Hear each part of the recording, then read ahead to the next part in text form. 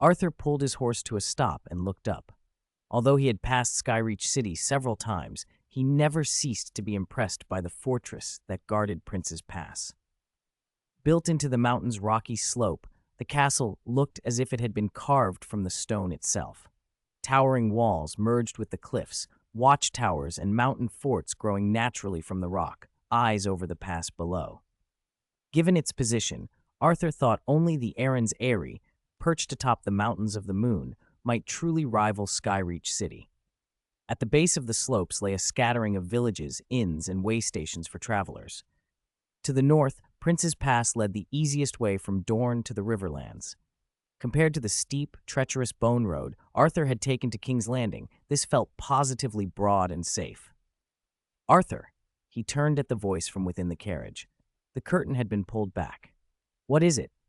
Lady Name's face, softened and slightly rounded by pregnancy, peered out. There was a pleading look in her eyes. "If Janie and Janelin give you any trouble, please go easy on them." Arthur had not imagined himself ever presiding over a lover's spat, but that was exactly what this sounded like. He smiled and leaned closer, amused. "We are all lovers here. Why should I go easy on them?" He lowered his voice playfully. "I seem to recall someone warning me that if I ever had other lovers, you would duel them with a dagger. Has that slipped your mind?" Nome crooked a finger. When Arthur bent in, she kissed his cheek, soft and light as a feather. "They say the birthing bed is a woman's battlefield," she murmured. "Arthur, for the sake of our unborn child." Arthur had been prepared to bargain for small favors, at the very least to keep Dorne's accustomed equality between the sexes. He certainly had not expected to be outmaneuvered into clemency. Childbirth was no trifle, and the pain and risk involved in a medieval world weighed on him. He sighed and pinched her rounded cheek in mock exasperation. "All right, since you ask, I'll forgive them." At that moment, the sound of hooves came from the direction of Skyreach City. A squad of knights, banners bearing a blue field and a masked falcon, rode quickly toward them and were intercepted by the Mountain Legion's scouts. The drillmaster of Skyreach City, Sir Mason, accompanied by the standard-bearer and Sir Bard, moved through the Mountain Legion's orderly ranks and came to the center of Arthur's contingent. "Sir Arthur." Sir Mason dismounted and bowed with a faint dryness in his voice. "By my lord's command, I came to welcome you." Arthur had no need for formalities. He and Sir Mason already knew each other. Mason had been present when Arthur tamed Purple. "No need for that, sir," Arthur said. Mason fell in beside him. "Sir, my lord, your retinue is quite large for a visit." "This," Sir Bard laughed. "Don't worry, Mason, we'll find our own place to set up. You needn't feed 1,000 men, but if you insist, I'm an old friend who won't refuse." Mason gave a wry smile and hurried on. "I didn't mean, it's just that the size of your force and all those armed men might alarm the townsfolk."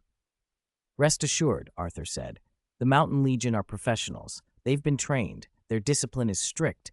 They won't trouble the populace without my orders." "Indeed," Sir Bard patted Mason's shoulder.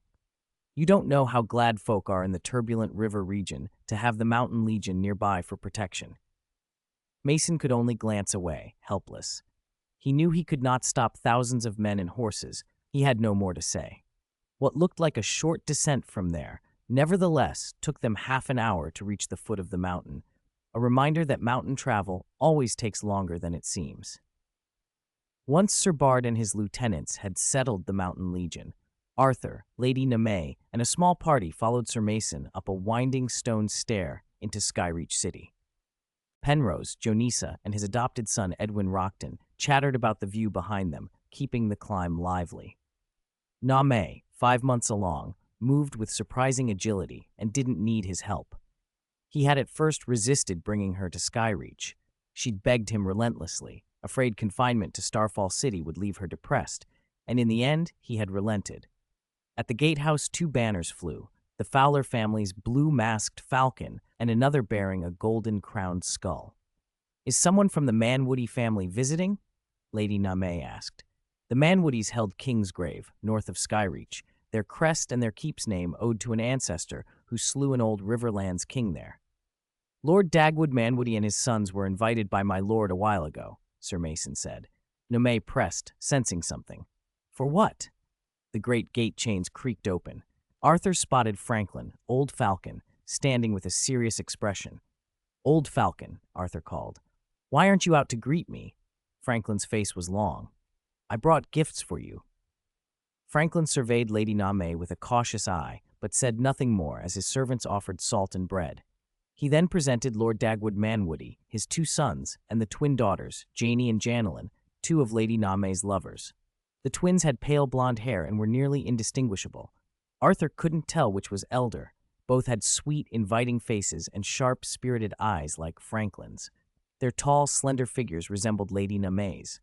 Lord Dagwood and his sons wore the stony features common in Dorne: brown hair, tall frames, faces bronzed by the sun. Chapter 242, The First Step to Becoming the Governor of Dorne's March. Inside the great hall of Skyreach City's castle, Arthur stood by a stone window and looked out. To the north lay Prince's Pass. The villages on the slopes were almost all visible from this height, and the view gave him a steady, comforting sense of control. Beyond the tactical advantage the elevation offered against attack, and the ease of watching movements across his lands, this feeling of domination was why lords liked to build their castles on high ground. Franklin broke the silence. "Arthur, you've brought your army here. Do you really mean to move against all the wildling tribes of the Red Mountains, like you wrote?" "Of course."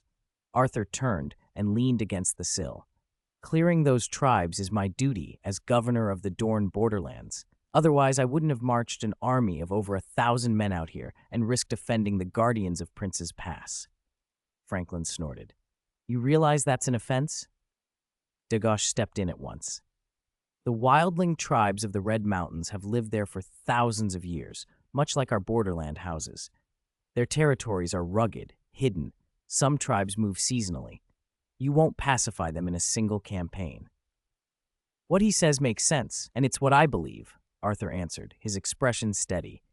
"I don't expect to solve everything in one stroke. Subduing the Red Mountains wildlings will be a long-term task." Franklin and Dagosh exchanged a glance. As the lords of Prince's Pass, they knew well that campaigns against the wildlings swallowed resources and returned little. Unless a true threat like a vulture king appeared, they typically turned a blind eye and kept to defense. Some lords even hired wildling bands for dirty work they couldn't do openly, small raids or schemes against the Riverlands. Franklin, watching Arthur closely and noting the man's seriousness, grew curious. "How do you plan to do it?" "I'll establish a permanent garrison for the Mountain Legion somewhere in Prince's Pass," Arthur said. "From there, we'll gradually suppress and pacify the tribes. Steady progress. If you keep going, even the highest mountain can be climbed and the most remote strongholds reached." "So your 1,000-plus professional troops are to be permanently stationed in Prince's Pass, on my land?"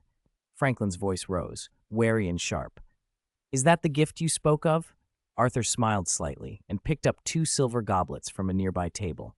He drew an ornate flask from inside his coat and poured. The amber scent of peach wine filled the hall. He pushed a goblet toward each of them. "This is the gift," Franklin blinked. "Has amber peach wine begun production again?" Arthur lifted his own goblet. "And I've brought the 100,000 gold dragons in liquidated damages for that agency contract." Franklin pondered the glass a moment, then shook his head. Stationing troops in Prince's Pass and resuming amber peach wine production and paying the damages, those are entirely different matters. They can't be conflated.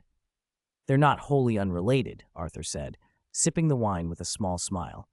"Once I pay the 100,000 gold, the old agency contract is void. I am free to seek other partners." "When I visited Ironwood City, Anders showed considerable interest in the Amber Peach Wine Agency," Arthur added nonchalantly. Earl Dagosh, who had been savoring the wine and closing his eyes, fell suddenly quiet. His gaze darted between Arthur and the man opposite. Franklin's face darkened. "Men," Dagosh said with a laugh that tried to smooth the tension. "Lord Arthur, you're a knight raised by Prince Oberyn. You wouldn't be unaware of the history between Prince Oberyn and Ironwood, would you?" Arthur shrugged. "I have no desire to side with House Ironwood. When I was in King's Landing for questioning and the Riverlands looked to pin things on me, Anders offered a marriage between his daughter and Edric. I refused outright. You, Old Falcon, should know why. Franklin, Old Falcon, narrowed his eyes. Is that true? Do you not know your old rival? Arthur answered, serious. I can swear by the dawn that it is true. Old Falcon, between us I'll be blunt. Whether it's clearing the wildling tribes or garrisoning Prince's Pass, my aim is to cement my position as governor of the Dorne borderlands. To do that, I need the support of influential borderland lords like you and Earl Dagosh. And if you won't back me, Arthur continued, leaning forward, then I'll find support elsewhere. Arthur watched their faces carefully. Dagosh rubbed his goblet and looked at Franklin with a questioning look. Franklin's expression was conflicted. He leaned forward in his high-backed chair, visibly weighing the offer. Sensing the moment, Arthur struck while the iron was hot. Not long ago, Quinn Rookton, Earl of Old Hill, sent his heir to Starfall City to be adopted in my household. I lent him 100,000 gold to help rebuild his lands and sent troops to suppress bandits and restore order at no cost. That is how I treat friends and supporters. I help them in their hour of need. Old Falcon scrutinized Arthur, then let out a long breath. He raised his goblet. To the governor of the Dorne borderlands. Cheers.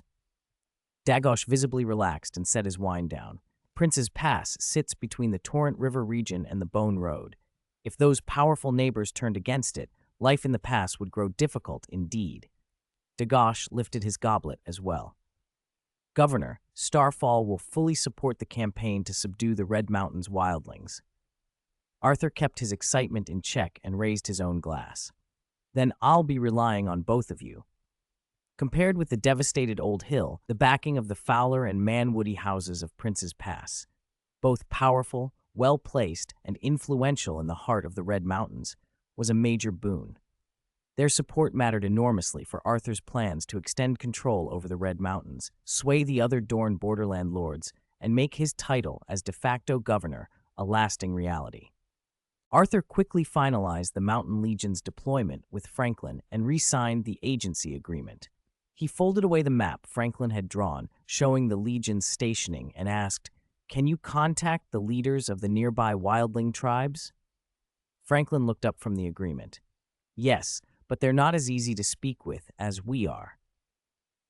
You've dealt with wildlings before. You should know they call themselves free folk and swear never to bow to people who live in stone houses," Earl Dagosh said. "I've always wondered, how did you bring the wildling tribes of the turbulent river region to heel?" Franklin, as Lord of Skyreach, ruled lands that, apart from the flat roads of the pass, were mostly hill and mountain. His domains overlapped the ranges the wildlings used, and he dealt with them often. Arthur smiled.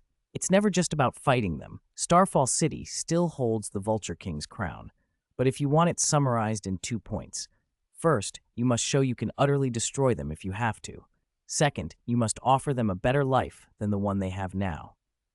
"That sounds simple, but it's very hard to do," Franklin said, putting the contract away and rising. "It's late. I have a welcome dinner prepared." Arthur realized dusk had already fallen. As a guest, he followed Franklin. A servant led him down a long corridor, across a courtyard planted with lemons and fig trees like those in Dorne, and up to a pleasantly situated guest tower. In the chamber, Penrose had already made a bed and drawn a huge tub of hot water. Still in riding shirt and breeches, sweating from the Dornish heat, Penrose needed the bath. Arthur washed and changed into dry silk robes from Dorne, then asked, "Where is Name?" "She should be in the main castle's garden. There's a training ground there. My sister and Edwin are with her," Penrose said. "Are you looking for her, my lord?" "Don't worry about it. She's probably busy. Come with me to the hall." Arthur had learned from Old Falcon that Dagosh and his sons had been invited to discuss a marriage alliance. Name's future was being arranged, apparently without her consent. Arthur didn't want to make a scene. He'd rather watch the drama unfold than be caught looking foolish. The banquet hall was alive. Fiddlers tuning, music stopping and starting, vassals and landed knights clustered in small, noisy groups. "Have you seen the 1,000 soldiers camped down the hill carrying Starfall's banners? I've never seen a force so well trained. They're the Mountain Legion, raised by Sir Arthur, the Sword of the Morning. In the fight with the Riverlands, Sir Arthur led them over the Red Mountains. His men destroyed Old Hill's cavalry of more than 300 and even brought the Earl of Old Hill in alive. Sir Arthur has been made Dorne Borderlands governor. He's brought his army to deal with the Red Mountains wildlings at Prince's Pass. Arthur slipped through the crowd and climbed to the side stage on the second floor where the fiddlers were playing, keeping to the shadows. A young fiddler recognized him and asked eagerly, "Governor, what would you like to hear? The Iron Spear, Burning Ships, or The Bear and the Maiden Fair?" Arthur was amused the lad knew so many northern tunes. He had wanted to hear the most famous of all, but songs praising Tywin weren't welcome in Dorne, or apparently here. "Play the hammer and the anvil," he asked. "Gladly, my lord." The fiddler drew his bow and a clear, stirring melody rose from the strings. Arthur listened to the music and to the chatter below. The young man's performance was unexpectedly good. After 3 or 4 pieces, darkness had fully fallen, and the candelabras along the long tables were lit. Old Falcon and Earl Dagosh had already taken their places on the high platform. Nomay sat there too, looking around as if searching for someone. Arthur motioned to the fiddler. "Do you swear loyalty to Lord Franklin?" The fiddler's face brightened. "I'm only hired for the night," he said. "If you like, you could have me at Starfall, my lord. I'd serve long term." Arthur nodded. He then left the stage and took the seat beside Name. "What were you looking for?" he asked lightly. "Where have you been?" she said with a little exasperation. Arthur pointed toward the musicians above. "I didn't want to interrupt your good fortune. I listened to the music from the second floor." Name huffed. "So you and that old man, Old Falcon, have been plotting." Arthur lifted his cup toward Earl Dagosh, who, along with his 2 sons, was toasting him. "Old Falcon and Earl Dagosh as well have offered to support me as Dorne's Borderlands governor." Nomay snorted and, annoyed, pinched Arthur's thigh. At that moment, servants began bringing in dishes from the high table.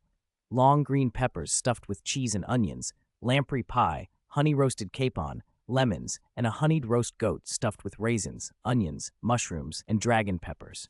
The scents, sweet and sharp, spicy and rich, mingled with summer red and peach wines as the hall grew louder and more festive.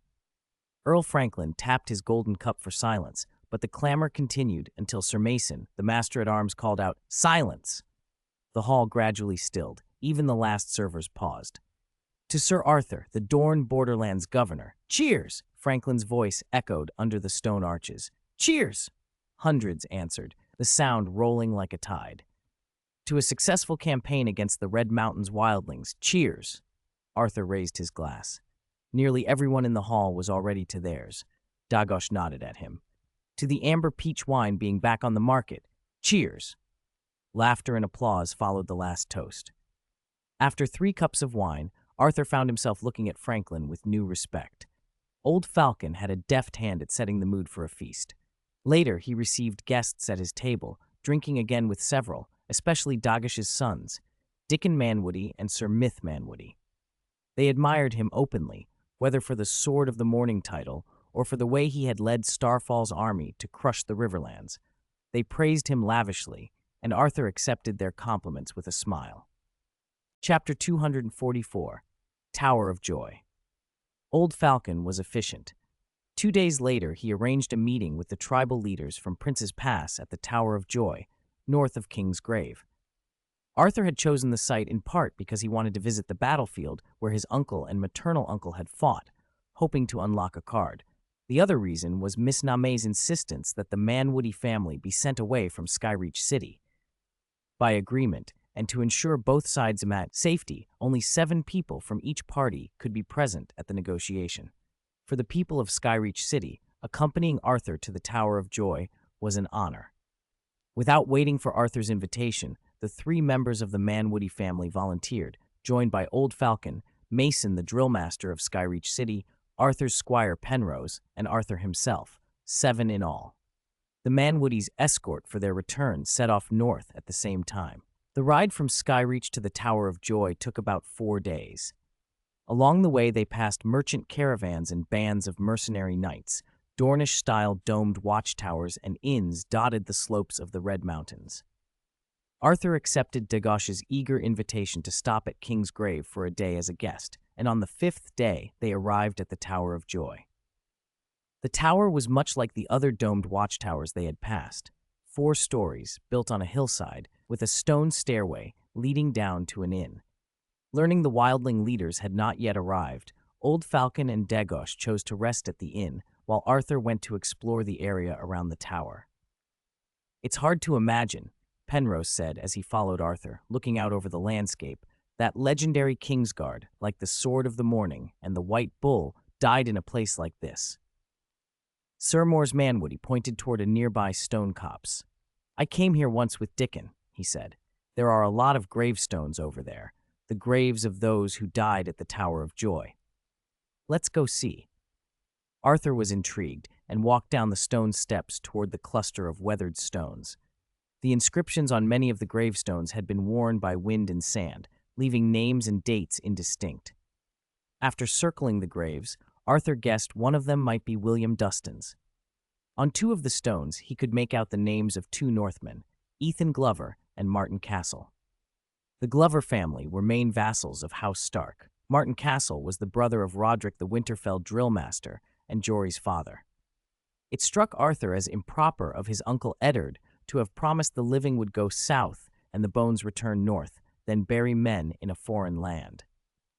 Even if there is a poem that says loyal bones lie everywhere in green hills, where possible, a lord should show due respect to vassals who swore fealty to him.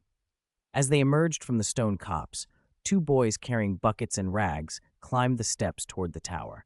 The older boy called down, "Sirs, the inn's food is ready. This tower hasn't been garrisoned in a long time. It's full of dust and needs cleaning." Arthur abandoned the idea of going up the tower. He glanced at his inactive system panel and returned to the inn to prepare for the negotiations to come. On the 3rd day after their arrival, the wildling leaders and their entourages reached the Tower of Joy. Among the 7, the 2 principal leaders were Ugo, head of the Mountain Shadow tribe, and Tick, leader of the Croman tribe. Arthur did not waste time. He laid 2 documents on the table. The first was a revised version of the allegiance agreement he had first made with the wildling chiefs of the Turbulent River region after defeating the Vulture King. Its main points were: Oath of Allegiance. All wildling tribes of the Red Mountains in Prince's Pass shall swear fealty to the governor of the Dorne borderlands. No change in system. The tribes shall remain as tribal units under their own leaders and may substitute military service or labor in lieu of taxes. Strengthened exchange. Tribal leaders shall not obstruct members wishing to leave the Red Mountains to work for the borderlands lords. Pay and treatment shall be equal to those of the lord's own subjects, and goods sold at recognized markets shall receive equal treatment. Freedom of belief. The governor shall not force the wildlings to change their faith, nor shall tribal leaders prevent their people from changing beliefs. Lord's duty. The governor shall protect the wildling tribes of the Red Mountains from harm. When a tribal leader dies, his heir shall go to Starfall City to re-swear allegiance and receive formal recognition from the governor. Disputes between tribes or between tribes and borderlands lords shall be submitted to the governor. Private vengeance and mutual raids are forbidden. Hostages. After the contract is signed, direct blood relatives shall be given as hostages to guarantee loyalty. The second document spelled out how Arthur would deal with tribes that were completely subjugated after he defeated Cheon, the Vulture King's son, and established Eaglenest Keep. Unconditional adherence to his demands in governance and faith, relocation from ancestral lands, and full assimilation into the internal system. Many of the tribal leaders could not read. When Tick, the Croman chief, finished reading the 2 papers, his face darkened. "What do these mean?" he asked. Ugo, confused, echoed, "What did it say, Tick?" When Tick explained, especially the second document, the room erupted. Angry shouts and cries filled the air. Fists pounded the table. From the chaos, Arthur heard phrases like "free men, not slaves," "insult," and "war." He watched quietly until Ugo raised a hand and forced the others to be still. With a grim expression, Ugo asked the same question Tick had asked.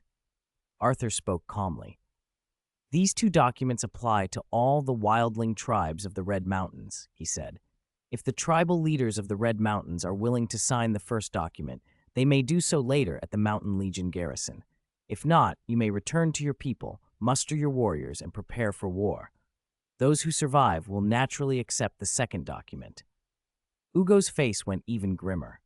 He turned and swept a hand toward the other chiefs, whose faces were now full of fury. Do you understand what will happen if we take back what you just said? What these papers mean? He pointed at them. War. Chaos. The whole Dorne borderlands running with blood. Arthur met his gaze steadily. These two documents are the result of the war between me and the wildling tribes of the turbulent river region. I know the free folk are hard to tame, and making you conform to the order and rules I set will likely lead to bloodshed. This is the choice I give you. He paused. As for the outcome, let the new and the old gods decide. Chapter 245, Gathering Troops in the Name of Suppressing Bandits. Standing atop the Tower of Joy, Arthur watched the wildling leaders hurry down the stone steps, and the many faces in the room turned to him. He gave his orders in a measured voice. Penrose, ready my horse. I'm returning to the Mountain Legion camp. Yes, Penrose hurried out. Arthur turned to Dagosh and his sons. Lord Dagosh, Sir Morse, Sir Dickon, when you return to King's Tomb City, send the letter I gave you to the lords of the Dorne borderlands by Raven. The letter warned the border lords of an imminent wildling invasion and instructed them to strengthen their defenses. As Dorne borderlands governor, Arthur called on them to fulfill their duties and send levied men to assemble at the Mountain Legion camp to clear the wildlings from the Crimson Mountains. Dagosh rose immediately. Yes, Governor. Before he could finish, Dagosh's two sons, Morse and Dickon, spoke almost in unison. Lord, we wish to follow and obey your commands.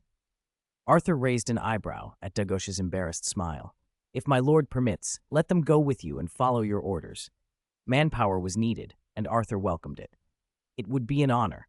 The two sirs will depart with me shortly. After settling arrangements with the Manmoody family, Arthur turned to Franklin, but Franklin, Old Falcon, preempted him. I'll gather my vassals and levied men, bolster the defenses of Prince's Pass, garrison every watchtower along the route, send scouts and spies into the Crimson Mountains to monitor the wildlings, and prepare all necessary material for logistics. Arthur nodded inwardly. Old Falcon had his priorities straight. I'll dispatch supplies from the turbulent river region to ease the burden on Prince's Pass. Old Falcon stroked his beard and relaxed. If we can do that, all the better. With tasks assigned, everyone left the Tower of Joy. Arthur mounted Z, glanced once at the domed tower and the stone forest, and spurred his horse toward the Mountain Legion camp. The camp lay on a hill about a league north of Skyreach City. The rise was called Falcon Hill for the raptors, falcons and eagles, that nested near the Crimson Mountains cliffs. Around a small castle on Falcon Hill, the Mountain Legion camp had taken shape, more than 20 wooden barracks, a palisade, and craftsmen and soldiers building stone watchtowers. Open the camp gate. Move the chevaux de frise, the squad leader shouted when Arthur's party arrived. He stepped forward and saluted. Lord Arthur, Sir Bard and Captain Yongdi are in the main camp. Shall I lead the way? Arthur dismounted and handed the reins to Penrose. Lead on. They entered the main camp. An attendant drew back a tent flap. Inside, two officers bent over a sand table, carefully marking the intelligence they had gathered. Have any wildling chiefs brought hostages to surrender? Arthur asked. Not yet. Sir Bard shook his head. But news of your intent to herd wildlings of the Crimson Mountains and of an organized wildling invasion has spread across the borderlands. We all received your letters from King's Tomb City. Arthur allowed himself a small smile. Let it sit a while longer. The public notice had a double purpose, the purge itself and to test the attitude of the other border lords toward him as governor. Whether clearing the wildlings or garrisoning Prince's Pass, Arthur wanted to cement his authority and secure the support of the borderlands. He stationed himself at the Mountain Legion camp, studying the wildlings' tribal lands in the Crimson Mountains and Prince's Pass through Sharpwing's reports, marking them on the sand table one by one. A month passed quietly. Borderland lords answered Arthur's summons and began to converge on the camp. Besides levies from nearby Skyreach and King's Tomb, the first reinforcements arrived from House Karen of Nightsong City at the northern end of Prince's Pass, over 50 men led by Sir Roland Storm. Roland had once reached the semifinals of the joust at the Starfall City tourney, finally losing to Jello. Next came Sir Carlo from Braemont City, with 100 men and heavy supplies gathered from the turbulent river region. Arthur couldn't help but compare Carlo's broad face and portly figure, now that he was acting city lord of Braemont, to a split Erwin and promptly appointed Carlo quartermaster. Earl Anders of Ironwood, Old Falcon's old rival, sent his son Sir Cletus with 6 retainers. Cletus bowed and thumped his breastplate with a clang. "Governor, my father's sincere greetings. I only bring 6 men, but each can fight 10 House Fowler soldiers. We will carry out your orders without fail." Arthur pinched the bridge of his nose. He understood why Anders sent 7 men as a show of respect, but sending Cletus, the hot-headed troublemaker, felt like a risk. "Is that so? Then I give you one order. No whoring." Cletus's proud face stiffened and then fell. "Lord, you manage whoring. This is a private matter." "You said you'd execute my commands without fail," Arthur said, hard-eyed. Then, softening his tone, he added, "Fine. Something simpler. Keep the 6 men in line. Don't cause trouble or commit offenses. My camp isn't like others." Cletus brightened. "Yes, Lord." Arthur turned to the quartermaster at the table. "Sir Carlo, put those barracks as far from House Fowler's men as you can manage." Shortly after, Sir Bard lifted the tent flap again. "Lord, House Tarley of Horn Hill and House Peak of Starfall City have answered the summons and are coming up the Prince's Road." "Receive and quarter them as usual," Arthur said. Then, curious, he asked, "Anything unusual? Many coming? Any trouble?" Bard's face betrayed a touch of disbelief. "Not many, but the sentry reports the forces led by Lord Randall Tarley. The Dornish borderlands are hot and harsh, and the Crimson Mountains are worse," Lord Randall Tarley reminded his second son, Dickon, as they marched. "A hunter must change with the country he hunts in. A commander must do no less." Dickon held the reins with one hand and wiped sweat from his brow with the other. He sat up straighter and answered in a still young voice, "Understood, father." Randall let his gaze linger on his son for a moment, then turned it toward the camp on the hillside above Falcon's Perch. He had come in person to put Dickon through a campaign to harden and train him into a man. He was also curious about Arthur, the man who had risen from bastard to sword of the morning, and after pressing into the Riverlands, been made governor of the Dornish borderlands. Randall had watched Arthur's commands carefully, especially how he had handled the clashes at Old Hill and Old Town. Arthur's ways were not the blunt, two-army encounters of most Westerosi lords. He used every trick: harassment, surprise, night raids, ambushes, and he understood his strengths. He did not ride the crest of victory to folly. When faced with the main force of the Riverlands, he gave up on taking a string of castles and withdrew to the Crimson Mountains.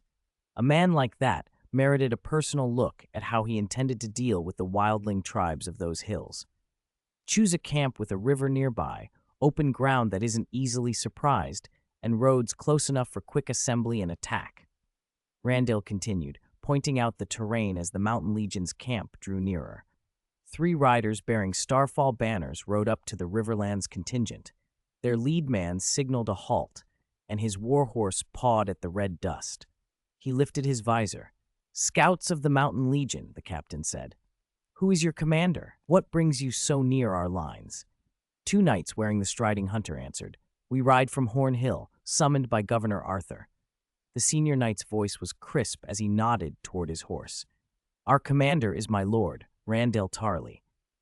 The scout captain inspected the Riverlands detachment, then gestured to a subordinate to ride back and report. "My lord, please forgive me." He saluted by laying a hand on his breast and added, "Please follow." Randall inclined his head almost imperceptibly. A vigilance like this, sending scouts even in the borderlands, only raised his regard for Arthur. He kicked his horse forward, and the contingent rode on. As they closed, the camp revealed itself. Archers on stone watchtowers, standards snapping above the gate. "Test your heraldry," Randall said, a nod to Dickon. "How many can you name?" By the time Dickon had named most of the families from left to right, they had reached the Mountain Legion gate. "Lord Randall, your arrival is unexpected and welcome," Arthur said, coming forward with a group of his captains. He could not be sure why the Lord of Horn Hill had come himself. Hornhill was the first Borderlands house to answer the summon in person and deserved proper courtesy. Randall dismounted. Arthur is the governor appointed by the Iron Throne. Hornhill lies within the Borderlands and long has stood against wildling raids. When the governor calls to clear out the Crimson Mountains, Hornhill answers. Randall's beard was short and stiff with gray. Across the broad of his back hung Heartsbane, the ancestral Valyrian sword. Beside him stood Dickon, still boyish, looking no older than 10, already acting a squire's part. After names and the usual pleasantries, Arthur noticed the absence of Samwell Tarly, Randall's eldest, at the wall and a friend to Jon Snow. It seemed Randall had set Dickon by his side as his heir and training ground companion. Carlo arranged quarters for the nearly 100 men Randall had brought, and Arthur led the lord to the main tent. Randall stopped short at the sight of a three-dimensional sand table of the Crimson Mountains. "Did you have this made after the painted table in Dragonstone?" he asked. "And what do the red, yellow, and green markers mean?" "This shows the tribal dispositions," Xiongdi explained. "Red marks tribes already raising arms, yellow marks those undecided, and green marks tribes whose leaders have sent hostages." Hostages? Randall's brow lifted. He had always thought wildlings either fought or fled, rarely surrendered. He studied the table more closely. Red and yellow pins clustered thickly, only 3 greens showed. "Is this intelligence accurate?" Randall's questions came from a commander's instinct. If the table was true, it would be worth any price. The 2 hardest parts of campaigning in the Crimson Mountains, after the terrain itself, were finding where the tribes lived and knowing who would fight. Arthur answered plainly, "It's all confirmed. A month of reconnaissance by our scouts, cross-checked with prisoners and the leaders of tribes that have surrendered," he said. Arthur kept his skin-changer ability to himself. Randall did not need to know that. "When do you mean to move against them?" Randall asked. "When the representatives of the Borderland lords have all arrived. House Swift of Stonehelm is the farthest. Expect them in a week or 2.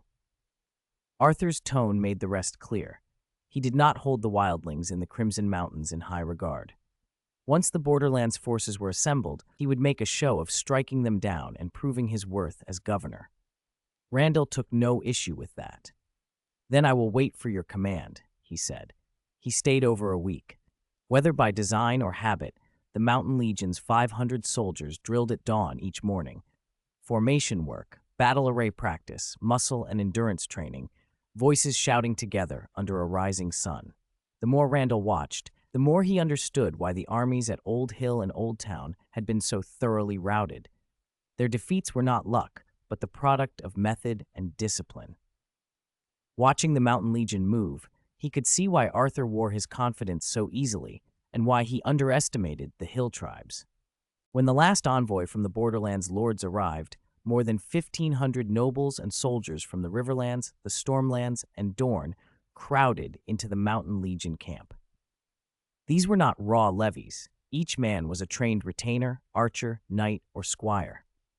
Without the daily discipline of the Legion and the unifying threat before them, long-standing rivalries among these factions would have erupted into open brawls.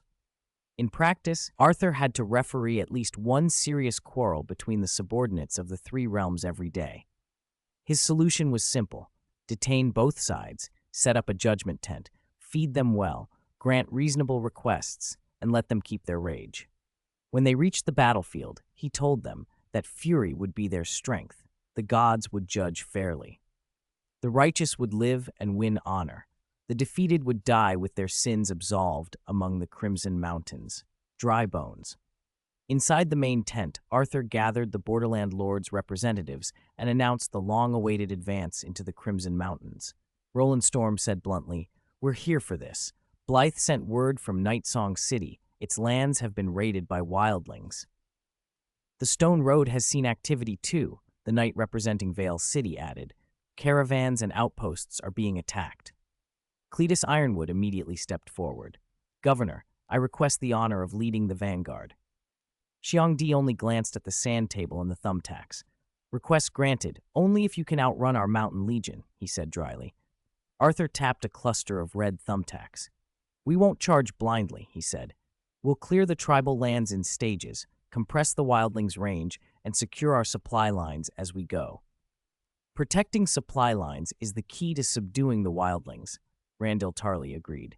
With the forces assembled and the intelligence we have, the wildlings can only hope we blunder into their depths, have our lines cut, and defeat us by hunger and heat. Arthur smiled tightly. We're better equipped and better trained than they are, but we can't out-endure them in heat and famine. A ripple of nervous laughter ran through the tent. When it died down, he began issuing orders. Lord Randall will lead the Riverlands and Stormlands as the center. Sir Mason will lead the Dorne troops as reserve, protecting the supply lines. Xiongdi will detach 400 Mountain Legion soldiers to each flank. My lord, Sir Mason said, I will not disappoint. Sir Bard raised his hand. Who will lead the vanguard? Roland Storm repeated his request. Cletus protested Roland's claim. Randall folded his arms. The vanguard is crucial. It should not be led by hot-headed, inexperienced men. That will only ruin everything. Voices rose as several men clamored for the honor. Arthur slammed his palm on the table. Enough. I will lead the vanguard. He stood. Those in the judgment tent were sent there on my orders. I will lead them into this charge. No, Governor, someone began, but Arthur cut him off. That's settled. You all have an hour to eat your fill. Then marshal your men, organize your formations, and follow me to battle. The wildling tribes of the Crimson Mountains were not a unified nation. Their tribal system relied on force and fear rather than bloodline or lawful succession. Without a strong unifying leader, they fractured easily. Arthur's vanguard consisted of over 100 men from the Judgment Tent and 200 Mountain Legion regulars. The Judgment Tent had started with barely 30 prisoners, but when Arthur announced he would lead them, the number swelled to 100 in half an hour, as every reckless soul who wanted glory tried to join. Arthur hadn't expected so many who were unafraid of death. Roland Storm, Cletus, the Manwudi brothers among them. With the blessing of southern barbarian invasion, Arthur's force moved steadily through the Crimson Mountains, systematically sweeping the pre-marked tribal lands. Faced with a fully armed, well-trained army of over 2,000 men, bolstered by tactical intelligence and card abilities, the wildlings, stripped of their terrain advantage, offered little coordinated resistance. The campaign felt more like hunting primitives. Clearing a valley took far less time fighting than it did transporting prisoners. Arthur found himself thinking of the Vulture King of the turbulent river region and his son Cheon. If they had concentrated forces here, going valley by valley would have been far harder. It took 2 months to clear the wildling bands around Hawk's Perch. They did encounter one organized main force of more than 3,000, but that mob, relying on brute numbers and courage, was shattered by a disciplined first charge. After 2 months of marching and fighting, Arthur saw how exhausted the men were. He ordered a temporary halt and returned the army to base for rest. Back at camp, the vainglorious men who had clamored for the vanguard now looked like frost-bitten vegetables. They collapsed onto their cots and slept the instant they hit straw. The main camp was markedly thinner than before the expedition. Carlo, the quartermaster, reported, "Nearly 4,000 wildling captives have been sent out from the Crimson Mountains. Our own losses are just over 400, mostly heatstroke and accidental falls." Xiongdi removed a large cluster of red thumbtacks from the sand table near Hawk's Perch. Arthur studied the map and saw the remaining thumbtacks still outnumbered those removed by 3 to 1. In the worst case, that meant another 6 months to pacify the mountains. Add in time for recovery and resupply, and the task of conquering the Crimson Mountains would be long and arduous. Still, the campaign had paid off. The captives would ease labor shortages in the turbulent river region and could serve as a source of recruits for their forces. More importantly, Arthur's decision to lead from the front and the Mountain Legion's near overwhelming combat performance had left a deep impression on the borderland lords. Even those troublemakers who had spent months in the Judgment Tent, who had watched Arthur fight with Dawn and Azure Wave across 2 months in the mountains, were given over to admiration and reverence. Chapter 248, 1 year. For nearly a year after that, Arthur launched 4 more campaigns to collect tribute from the wildling tribes of the Crimson Mountains. Except for the first expedition, which assembled at the Hawk's Perch outpost in Prince's Pass, he chose a different Borderlands castle as the muster point for each of the subsequent campaigns. That made logistics easier, cut the time spent marching through the mountains, and increased the efficiency of the operations. More importantly, it visibly demonstrated his influence and strength as governor of the Dorne borderlands to the lords and people of the region. The assembly points for the 4 campaigns were Nightsong, the Cairn seat at the northern mouth of Prince's Pass, Blackport, the Dondarrion stronghold at the northern end of the Stone Road, Starfall, the Peak Hold at the northwest approach to Prince's Pass, and finally Ironwood at the southern end of the Stone Road. Between the first expedition and these 4, Arthur's 5 campaigns swept through the wildling tribes of the Crimson Mountains. He took 12,000 wildling prisoners and, as planned, expanded the Mountain Legion to 2,000 men. A standing, professional force of that size, combined with 5 decisive victories, was a formidable presence even without further action. Arthur did not forget to reward those who had aided him. He granted portions of the newly pacified mountain lands to neighboring borderlands lords and to the men who had distinguished themselves in the wars. The remaining territory was split into 6 parcels and given to the 6 earliest wildling tribes that had surrendered and sworn fealty, so they would administer the stretches of Prince's Pass and the Stone Road. With those 6 tribes, plus the 3 remaining wildling bands in the turbulent river region, Arthur effectively controlled the whole Crimson Mountains through his 2,000 Mountain Legion soldiers and 9 allied tribes. Singers and bards spread word of Arthur's victories across the borderlands. Of the many ballads, Arthur remembered 2 titles, 7 Expeditions of Dawn and Lament of the Wildlings. Both were the work of John, a young fiddler Arthur had recruited at a banquet in Skyreach, and both were catchy enough that they were sung everywhere throughout Dorne. After the 3rd campaign, which had set out from Blackport, there was also a wedding. His aunt Illyria married Lord Barry Dondarrion, and the victory was celebrated along with the marriage. The feast was lavish, and every Borderlands lord attended. Even old Aaron sent Renly, bearing the Iron Throne's commendation for Arthur's success in organizing the Borderlands to subdue the wildlings. Arthur was formally appointed Guardian of the Crimson Mountains and given the authority to enfy off lands taken there. Back in Skyreach's main keep, in a quiet nursery, a high, bright wail echoed through the chamber.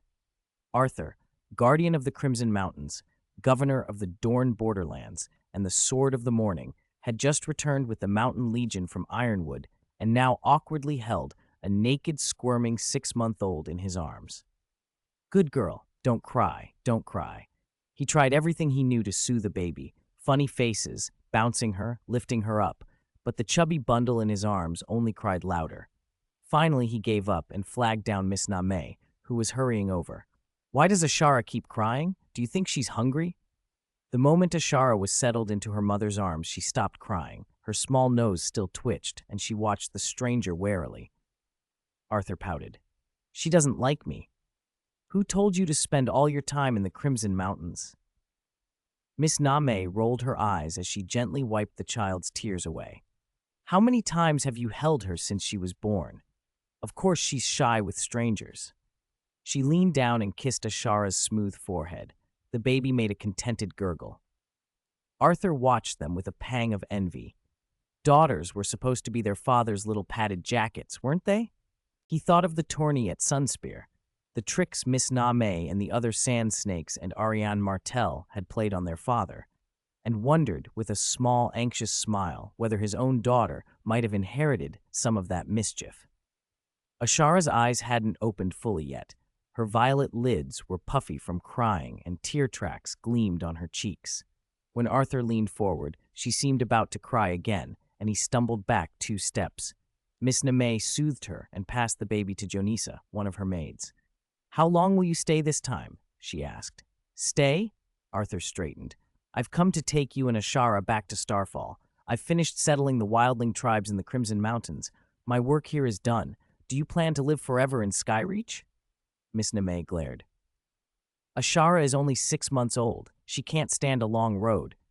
"I've thought of that." Arthur's voice was quick. I had a wheeled palace built, spacious, padded with 7 layers of cushions. It's soft as a cradle. You and Ashara won't feel a single bump. You're finally acting a little like a father." Her expression softened, the corners of her mouth lifted. "But you'll have to wait a few days. I need to pack, and you should give Lord Franklin the chance to host his governor." Arthur stayed a few days as a guest in Skyreach and took Franklin's hospitality graciously. Besides the feasts and formal events, he spent most of his free time with Ashara, sitting quietly while he learned her small rhythms. By the end of the visit, she still grew restless in his arms, but she no longer screamed outright. On the morning they were to leave, the sun shone bright and clear. Arthur inspected the wheeled palace himself. Wheels wrapped in soft leather, a shock-absorbing harness that hung the carriage body from the frame, and cushions stuffed with the finest Dornish silk. "My lord, everything is ready," Carlo said from beside him, his round figure almost comical against all the perfectly oiled equipment. Penrose led Arthur's warhorse, Purple, with the greatsword Dawn slung across the saddle. Arthur turned to the city on the hill. Lord Franklin stood on the stair, leading his retainers to see them off. In the crowd, Miss Name held Ashara bundled tightly, while the Fowler twins walked at her side, reluctant faces watching every move. "Governor, have a safe journey," Franklin said, his voice rougher than a year before, but steady with good cheer. "I hope next time we meet, little Ashara will be speaking." Before mounting Purple, Arthur went to old Aaron and embraced him. "Thank you for your support this past year," he said. Miss Name kissed her lovers goodbye, settled Ashara into the soft interior, and the procession slowly wound out of Skyreach, heading for Starfall and the long road beyond. On both banks of the Torrent River, the development plans Arthur had meticulously reviewed and finalized before he left, together with the labor of tens of thousands of wildling captives brought from the Crimson Mountains and the catalytic effect of 1,000,000 gold dragons, produced explosive growth in just a year. As Arthur led his company downriver, every day revealed another watermill flying a purple banner bearing a white longsword and a falling star set along the torrent's banks. The fast current spun the water wheels, the force transmitted by cranks and connecting rods into the mills. It was harvest season. Carts and handcarts piled with barley and wheat waited in lines, while farmers carried sacks of freshly ground flour in and out. Some of the workers were Dornish, dark-haired and brown-skinned. Others were naturalized wildlings with golden or orange hair. No matter their faces, they all wore the same undisguised joy, murmuring, "The Lord is benevolent." Bakeries, inns, taverns, and small markets quickly grew up around the mills. The Starfall City banner and Arthur's distinctive attire had already drawn the mill owner and the tax collector. They came running up, bowed, and saluted. "Lord Arthur." "No need for formalities," Arthur said. "When the crops aren't ripe, do you still get so many people coming to grind here? How do you keep the mill busy then?" The mill owner glanced at the tax collector, uncertain, and stammered. The tax collector urged him, "Answer the Lord truthfully." "My lord, it isn't always so busy, but in the quiet months the blacksmith district sends work this way, fulling felt, grinding olives, pressing lemons and peppers. Those tasks bring in most of our income." He hesitated, then added, "I've also heard the blacksmith district plans to build canals to carry water from the torrent and irrigate farther fields." Arthur nodded. The answer matched what other mill owners had told him. He turned to the tax collector. "How are tax revenues now compared with before?" "With the watermills, we don't have to ride from village to village," the tax collector replied. "During harvest, we stay at the mills, wait for the grain to be ground, collect taxes, register payments, and issue receipts. Then we follow up only with the few holdouts in our districts, very few now." Arthur watched the line outside the mill growing longer and thanked them before moving on. His inspections along the river confirmed what he'd hoped. The watermill plan had succeeded. It saved manpower, eased the burden on farmers, and made tax collection far more efficient. Further down the torrent, they came to Starkeep. The sight surprised everyone. Starkeep, the Nightshade Market, and the blacksmith district across the river were linked by bridges spanning the torrent, with wagons streaming back and forth. Inside the Nightshade Market, stalls along the streets offered every everyday necessity: bread, felt, ready-made clothing, hemp rope, wines, salt, honey, livestock, horses, even glassware. For a moment, Arthur felt he was in a city like White Harbor or Bravos. On the opposite bank, the blacksmith district had 5 water wheels set along the river, and its buildings were rising with the feverish speed of a child in a growth spurt. The million gold dragons had done the most for the blacksmith district. The flood of money created jobs and a massive demand for tools and equipment. Workshops ran at full throttle, producing in layers, innovating methods, and multiplying production. The scale of the buildings here is almost catching up with Planky Town, Miss Name said, leaning against the Wheel Palace window and staring out. I can't imagine a place growing this big in only 3 or 4 years. She remembered her first visit here, when the Vulture King had invaded. Back then, there had been little more than a 3-story river guard tower, no bridge, and a desolate opposite bank of rocks and reeds. Little Ashara, asleep in Name's arms, reached a chubby hand toward the window and cooed, fascinated by the bustle. Arthur slid a finger through the opening. The baby's tiny hand closed around his index finger, small, plump, and unexpectedly strong. In the early days, the wildling captives had supplied the labor to build the bridges and Star Keep. Iron ore discovered on the far bank had led to the blacksmith district's founding. Later, an agency contract for amber peach wine had justified a road to Prince's Pass and the design of the Nightshade Market. Now, pushed by a million gold dragons, the place had become the transportation and trade hub of the Torrent River region. You do well beyond the battlefield and the lists, Name said softly. People praise you for your deeds as Sword of the Morning, your bravery in war and tourneys, but they overlook how able you are at ruling your lands. Arthur withdrew his finger from Ashara's grip. We know each other. No need for flattering words. After a day's rest in Star Keep, they rode on south. Estates and farmlands unrolled on both sides of the road. They passed the expanded Grand Arena, rode through the Dawn Market, and reached Starfall City. Arthur did not enter the city, however. He asked the stout steward Kyle and Kyle's son Karen, who had come to welcome him, to take him north along the coast. This is Maester Oswell's grave, Karen said, standing on a sunny slope and pointing to a simple wooden headboard. No family name was carved, only Maester Oswell. He picked this place himself, Karen read. He said from here he could see the first sun, feel the sea breeze, and hear the torrent crashing on the reefs. It would be a good place to rest forever. It's a good place.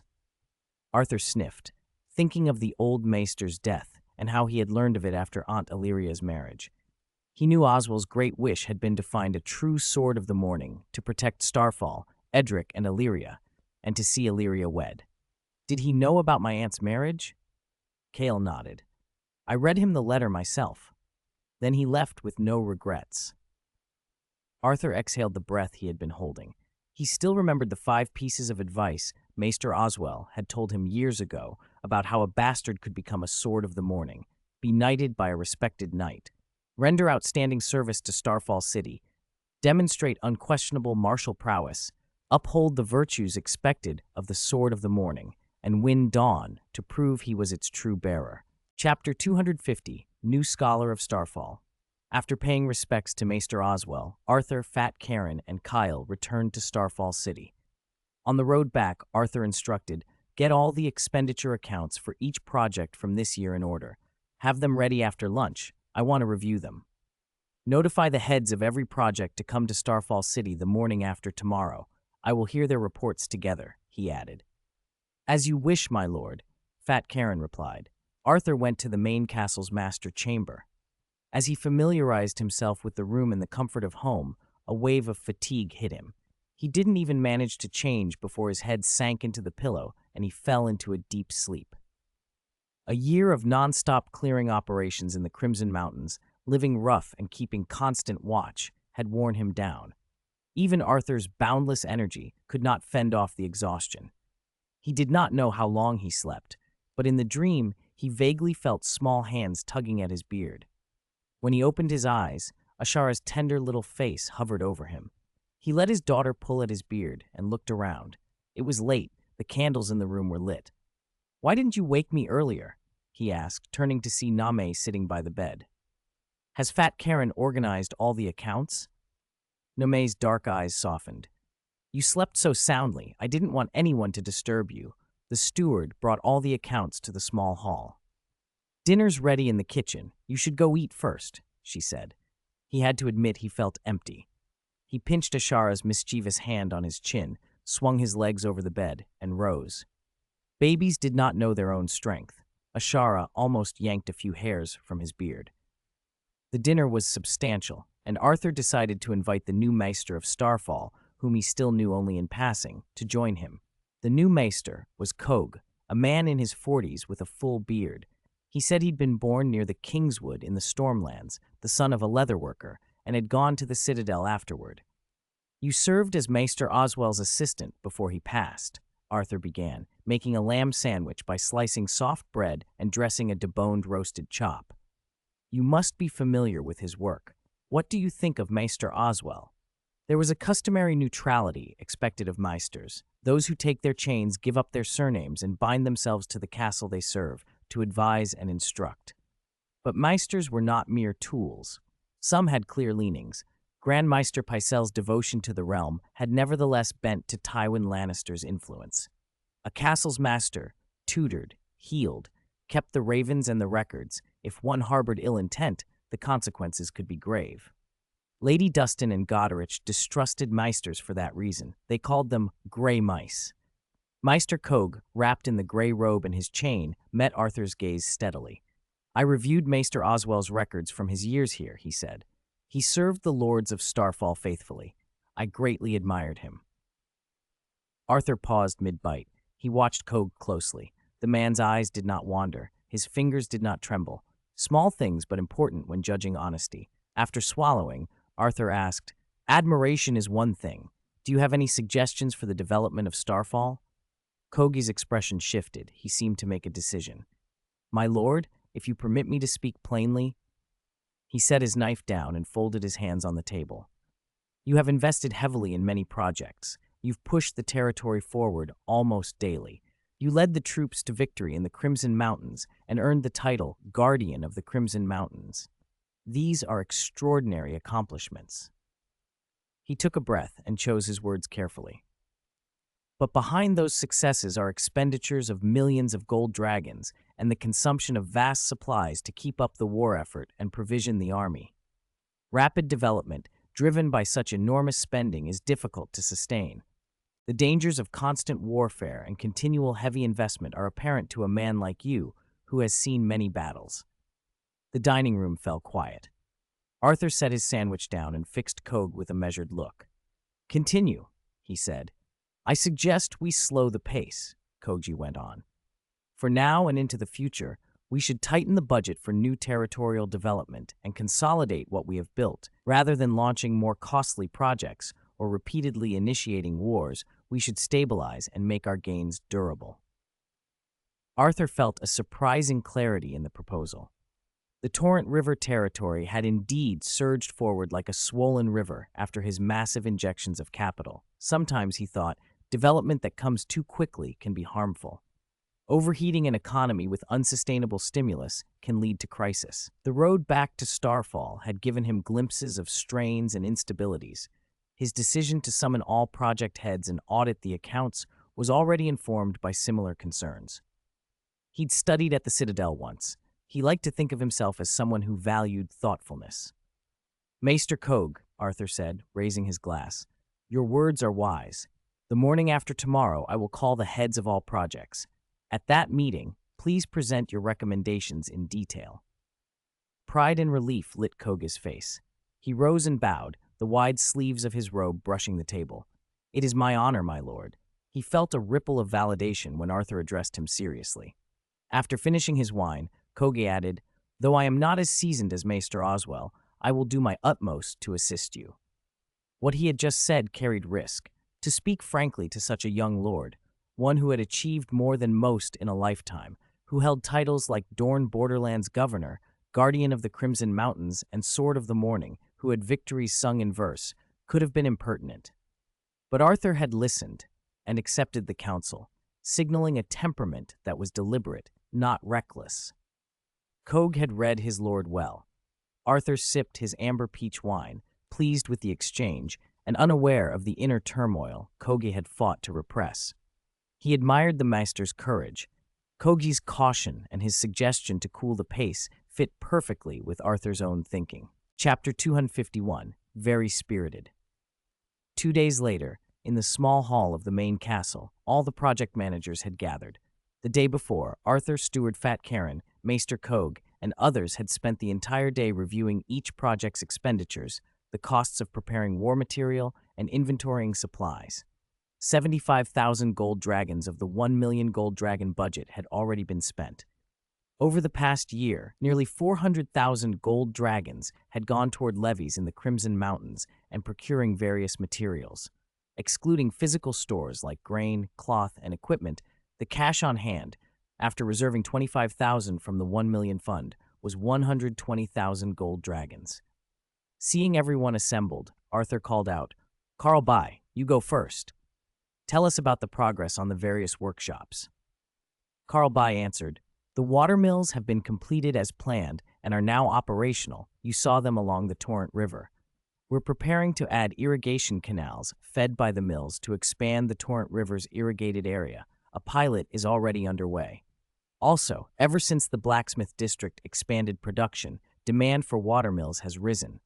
I request additional funds to build more. These are the new plans the blacksmith district guilds have drawn up for your review, my lord."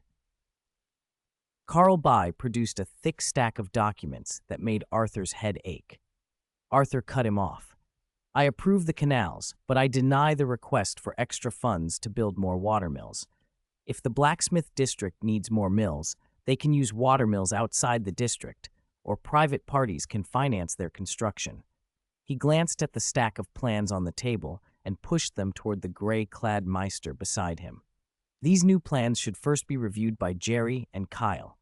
Meister Kogi will review them as well. Only after 2 of you approve them should they be submitted to me." Meister Kogi nodded. "I will not disappoint you, my lord." There were a few surprised murmurs, but Arthur waved Carl on. Carl Bai didn't press the watermill budget further. He continued with updates on the saltworks and glass production and requested extra funds to expand both. Their situations were much the same as the watermills. Arthur had seen salt and glass being sold in the Nightshade market and first addressed the saltworks. "I can approve funds to expand the saltworks," Arthur said. "As for new salt ponds, Tim, find willing lords or merchants along the coast to build them and charge a fee for the construction." The request to expand the glassworks was denied. Glass artisan Taurus objected, and Arthur explained patiently, "I don't think demand for plain glass is that high. Blindly increasing production only leads to a pileup of unsold inventory. I agree to add water wheels to the mills because that helps grain production. Expanding the saltworks makes sense because salt and grain are necessities with steady demand and store well." Meister Kogi interjected, "Taurus, you could diversify your glass products to open new markets. Lenses, telescopes, mirrors, things like that. Once your sales channels expand and production can't keep up, then it will be the time to ask for more funding." "Meister Kog is right," Arthur agreed. With Arthur and Koga's exchange, everyone in the room understood that the era of lavish spending was likely over. Arthur continued, "How is the fleet coming along?" Eaton, head of the Carpenters Guild, and Jimmy exchanged nervous looks. Jimmy steeled himself. "We have 20 ships now, 7 refitted Arbor warships, 10 new 100-oar warships, and 3 200-oar warships made from rare hardwoods from the Summer Isles. There are 1,250 sailors and oarsmen in total." "Are 1,250 enough to operate them?" Arthur asked. "Is it a recruitment problem? A 100-oar warship doesn't always need 100 men to sail, but it fights better full crewed." Hearing this, Jimmy felt a flicker of hope. "It's barely enough for now. 3 more 200-oar ships and a 400-oar flagship are under construction. As for recruits, everyone rushed to sign up when we advertised, thanks to the slogans and designs you approved. Then why not increase recruitment? The initial quota was 1,200. The extra 50 were instructors like Malik, left behind by Lord Stannis." Arthur waved a hand. "I approve raising the recruitment quota by 1,000. to 2,200. If ship construction or naval recruitment funds are insufficient, submit a proposal to me. The prelude to war was not far off. A well-structured navy, even if not the largest, would give them strategic options. Blockade power and the ability to project force could change the balance. Arthur wasn't about to cut their budget. He planned to increase it. Eaton and Jimmy were visibly relieved. They had feared being marginalized like the blacksmith district, but their era of relevance was not over. Others in the hall spoke up. Steward Fat Karen's smile vanished. Adding over 1,000 men, that's a lot. The monthly payroll and maintenance will be costly. Maester Koge fretted. Our fleet is already strong compared to most in the Seven Kingdoms. It's enough to defend the coast. Voices from the Mir delegation protested as well. My lord, you can't favor one department over another. Arthur couldn't disclose the looming war. He raised a hand to calm the room. Once the objections ebbed, he said, sea trade and transport will be a top priority going forward. Besides, we in Arbor have old grievances. They could launch a surprise attack. I've poured resources into building and maintaining a fleet capable of fighting the Arbor fleet precisely so that if necessary, we can go on the offensive and land on Arbor, not just defend our coastline. He turned to Jimmy. What was the fleet called back then? Jimmy stood and answered loudly, the Summer Sea Fleet. And the slogan, Arthur prompted. Jimmy sprang up and roared, louder still. A true man's ambition should be like the torrent river flowing south to the summer sea. How can he grow old in the desolate fields and mountains? Very good, very spirited, Arthur said, nodding with satisfaction, and motioned for Jimmy to sit. Lord Arthur produced the Arbor fleet as a convenient target to take the blame, and the room fell silent. No one objected, so Arthur signaled Quentin to report on the progress of Lighthouse Keep's port construction. Quentin cleared his throat. Summarizing the port construction isn't as straightforward as saying how many ships have been built, or how much salt has been produced, or how many mills have been repaired. I'd like to invite Lord Arthur to inspect the port in person. I can give you a full, on-site introduction to the construction and our future plans. And while we're there, Quentin added with a flash of calculation in his eyes, I'd like to ask Lord Arthur to name the port. That last suggestion revealed his motive. Arthur had personally named the Summer Sea Fleet before. If he named the port too, the project would gain prestige, and with prestige often came more funding. Carl Bye's eyes brightened. He hadn't expected Quentin to ask for an on-site inspection. Tangible demonstrations were far more persuasive than a written proposal. Arthur nodded. Very well. Tomorrow, then. We'll inspect the fleet, the shipyards, and the factories. He had intended to visit Lighthouse Keep eventually anyway. It was the place where the most plans were being implemented and the most gold dragons spent. He needed to see what had been achieved over the past year.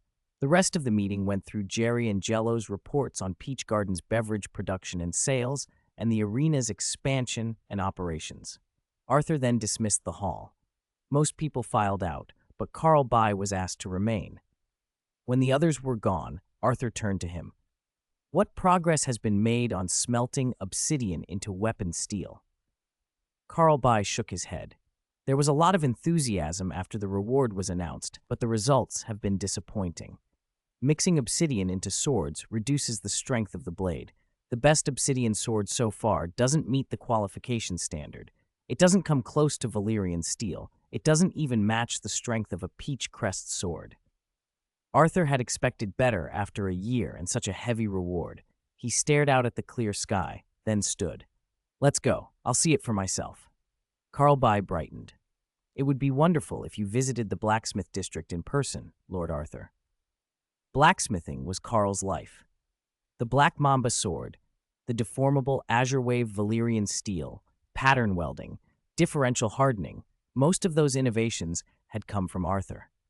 Many of the guild's construction requests were practical necessities for craftsmen, but Arthur cared about blacksmithing above all. He had championed the watermills and other infrastructure largely to serve the forges.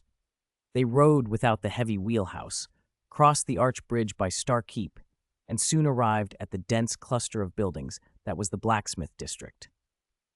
From a distance, the steady ringing of hammers carried to them, and long-buried memories stirred Arthur's hands.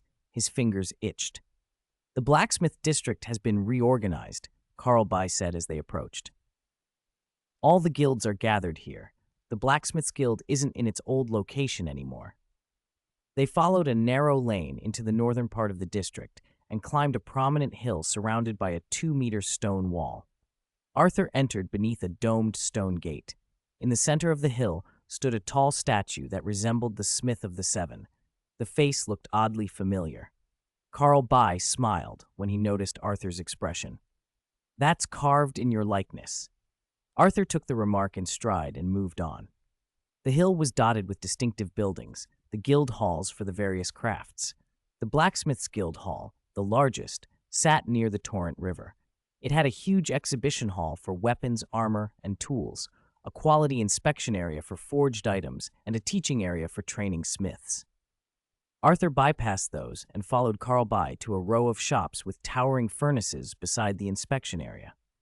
Heat rolled off the blast furnaces, and the constant din of hammering marked this as the busiest spot in the guild. "This is where they research and forge obsidian weapons," Carlby said. Shirtless smiths came forward with samples, more than a dozen finished obsidian pieces, axes, longswords, knives, spears. They shared a common look, a darker color than ordinary metal, with irregular black-brown mottling in places. Carlby lifted an axe and swung it. "These are already considered masterpieces."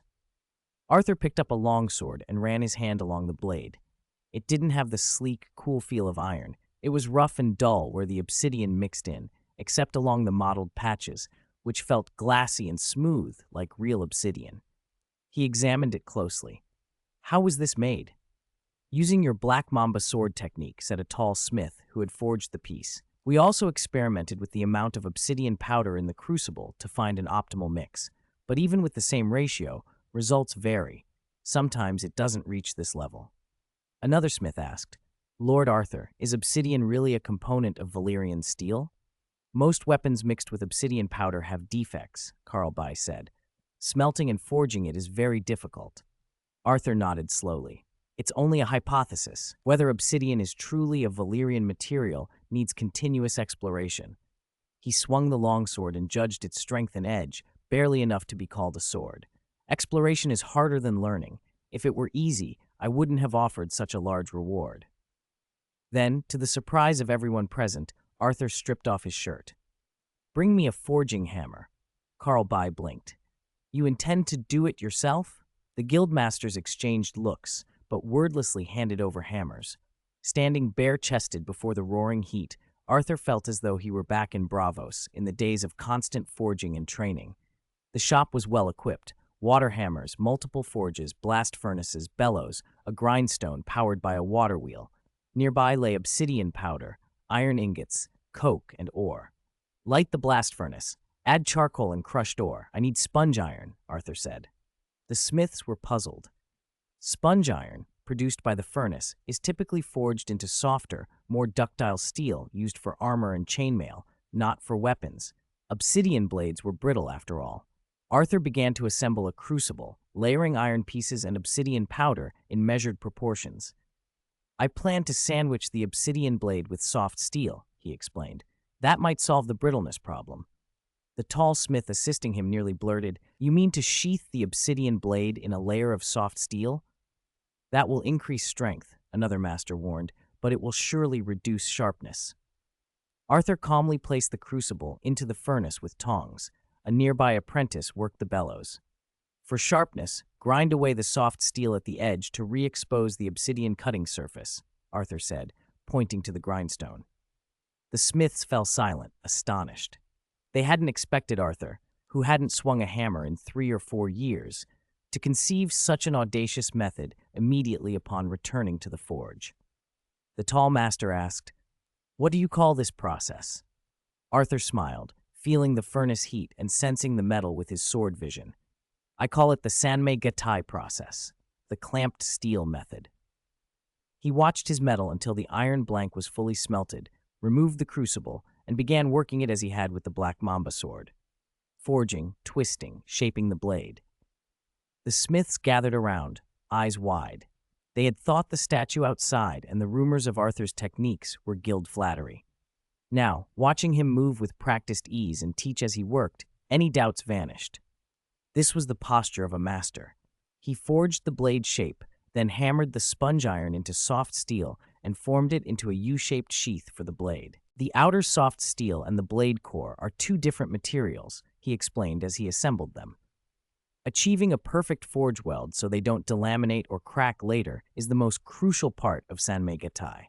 He stoked the fire and personally operated the bellows when precision demanded it. I can't even guarantee this will work every time. When the blank felt properly fused, Arthur hammered until the soft steel and core seemed to become one. He tempered and reheated, then, with a measured breath, plunged the sword into the quenching barrel. He examined the blade, a slight bend, but no fractures along the spine.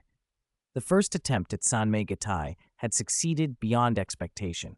Arthur fitted the hilt, guard, and fittings himself, then used the grindstone to remove the soft steel from the cutting edge to reveal the obsidian edge beneath. The finished longsword was unusual. At the transition between blade and spine, two faint layers of soft steel could be seen. The blade retained the dark, mottled obsidian texture in places, while the spine and body shone with a metallic luster. Visually, the body looked brighter than the blade, striking and unique. "Let's test it," the watching smiths urged. Arthur handed the testing to the tall smith, who had first experimented with the obsidian ratios. His name was Baker, formerly of the Snow and Peach Smithy in Bravos. In the testing area, they prepared many challenges. Baker chose the most dramatic, chopping a slab of limestone carved to look like a tombstone. He struck with everything he had, 7 or 8 full blows, and the stone shattered into pieces. "It didn't break," Baker exclaimed, staring at the sword. "Lord Arthur, the sword didn't break." Carlby grinned and shook his head in admiration. "The strength is good, Lord Arthur. The obsidian sword is a success. You truly have a method." For the sharpness test, Arthur stepped back. Pulling on his shirt, he addressed the gathered Summer Isles craftsmen with a rakish smile.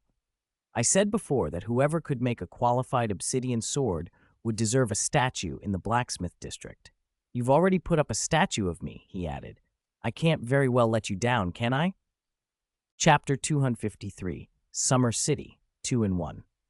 Arthur stayed at the Blacksmith's Guild until sunset, patiently explaining the essentials of the 3-fusion process to the guild masters and guiding them through practical forging. They produced dragon crystal swords, very different from ordinary obsidian blades, but the process proved brutally exacting. Heat control had to be perfect, and the blade could not be forged in one piece. It demanded superb technique. Even the guild's best smiths, including Carlby and Baker, ended up with cracked blades or weapons warped into 3-pronged shapes. "Have the guildmasters keep practicing the 3-fusion method," Arthur told Carlby solemnly as he saw him off. "Make forging dragon crystal swords part of the final assessment. Those who pass get a 50% raise. Find a way to produce as many of these swords as possible. At the same time, continue exploring smelting obsidian for weapons. That must remain the Blacksmith's Guild's primary task." Quentin, still mentally rehearsing the process, nodded eagerly. "As you wish, my lord. I'll make dragon crystal production the top priority."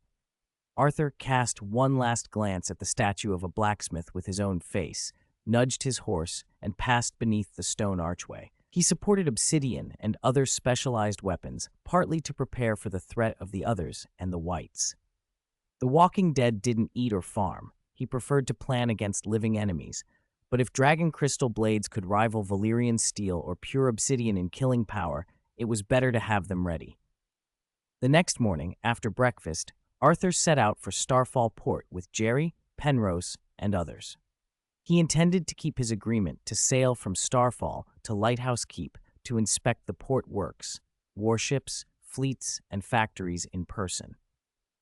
"The docks aren't as crowded as before," Arthur observed when they arrived on horseback. Many berths stood empty, far from the packed harbor he had seen when he'd announced the 1,000,000 gold dragons. Jerry, who had coordinated the plans over the past year, explained, "A lot of traffic was diverted when the new port opened.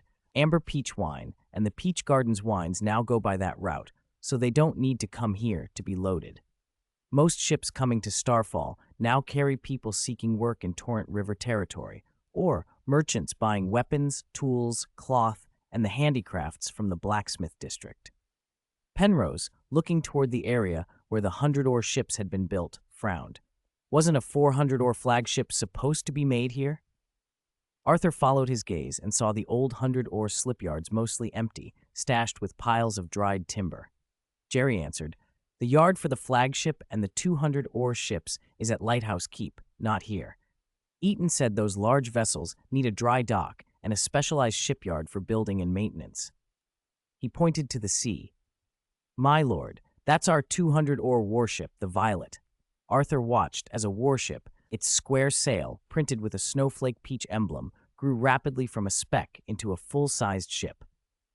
200 oars on each side, carved perfect arcs and then slashed into the water, driving the Violet forward and sending spray flying. Cycle after cycle, the ship fought the current and slipped into the harbor, pulling up at the pier where they stood. The Violet was a significant step up from the 100-oar ships.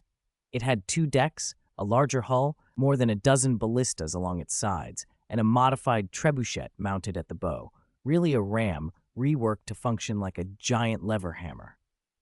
Arthur had always distrusted trebuchet's random accuracy. This ram struck close and hard. While hulls were built from the strongest woods, decks were usually soft pine, prime targets. His idea was that a charge to break an enemy hull would be followed by a downward ram to smash the deck, a brutal 1-2 blow. Sailors quickly laid a gangplank. "My lord, please come aboard for inspection." Arthur tapped the Violet's dark brown hull, rare hardwood from the Summer Isles, and the dull thud sounded almost like stone. Worth every coin. On deck, he found Jimmy and Eaton waiting together, hopeful. "How is the Violet, my lord?" they asked in unison. "You handled your oars well, coordination was solid, and the fittings are excellent," Arthur said. "I put a lot into this fleet, and it shows. You haven't disappointed me." As the Violet made for Lighthouse Keep, Jimmy and Malik Davros explained fleet planning and crew training.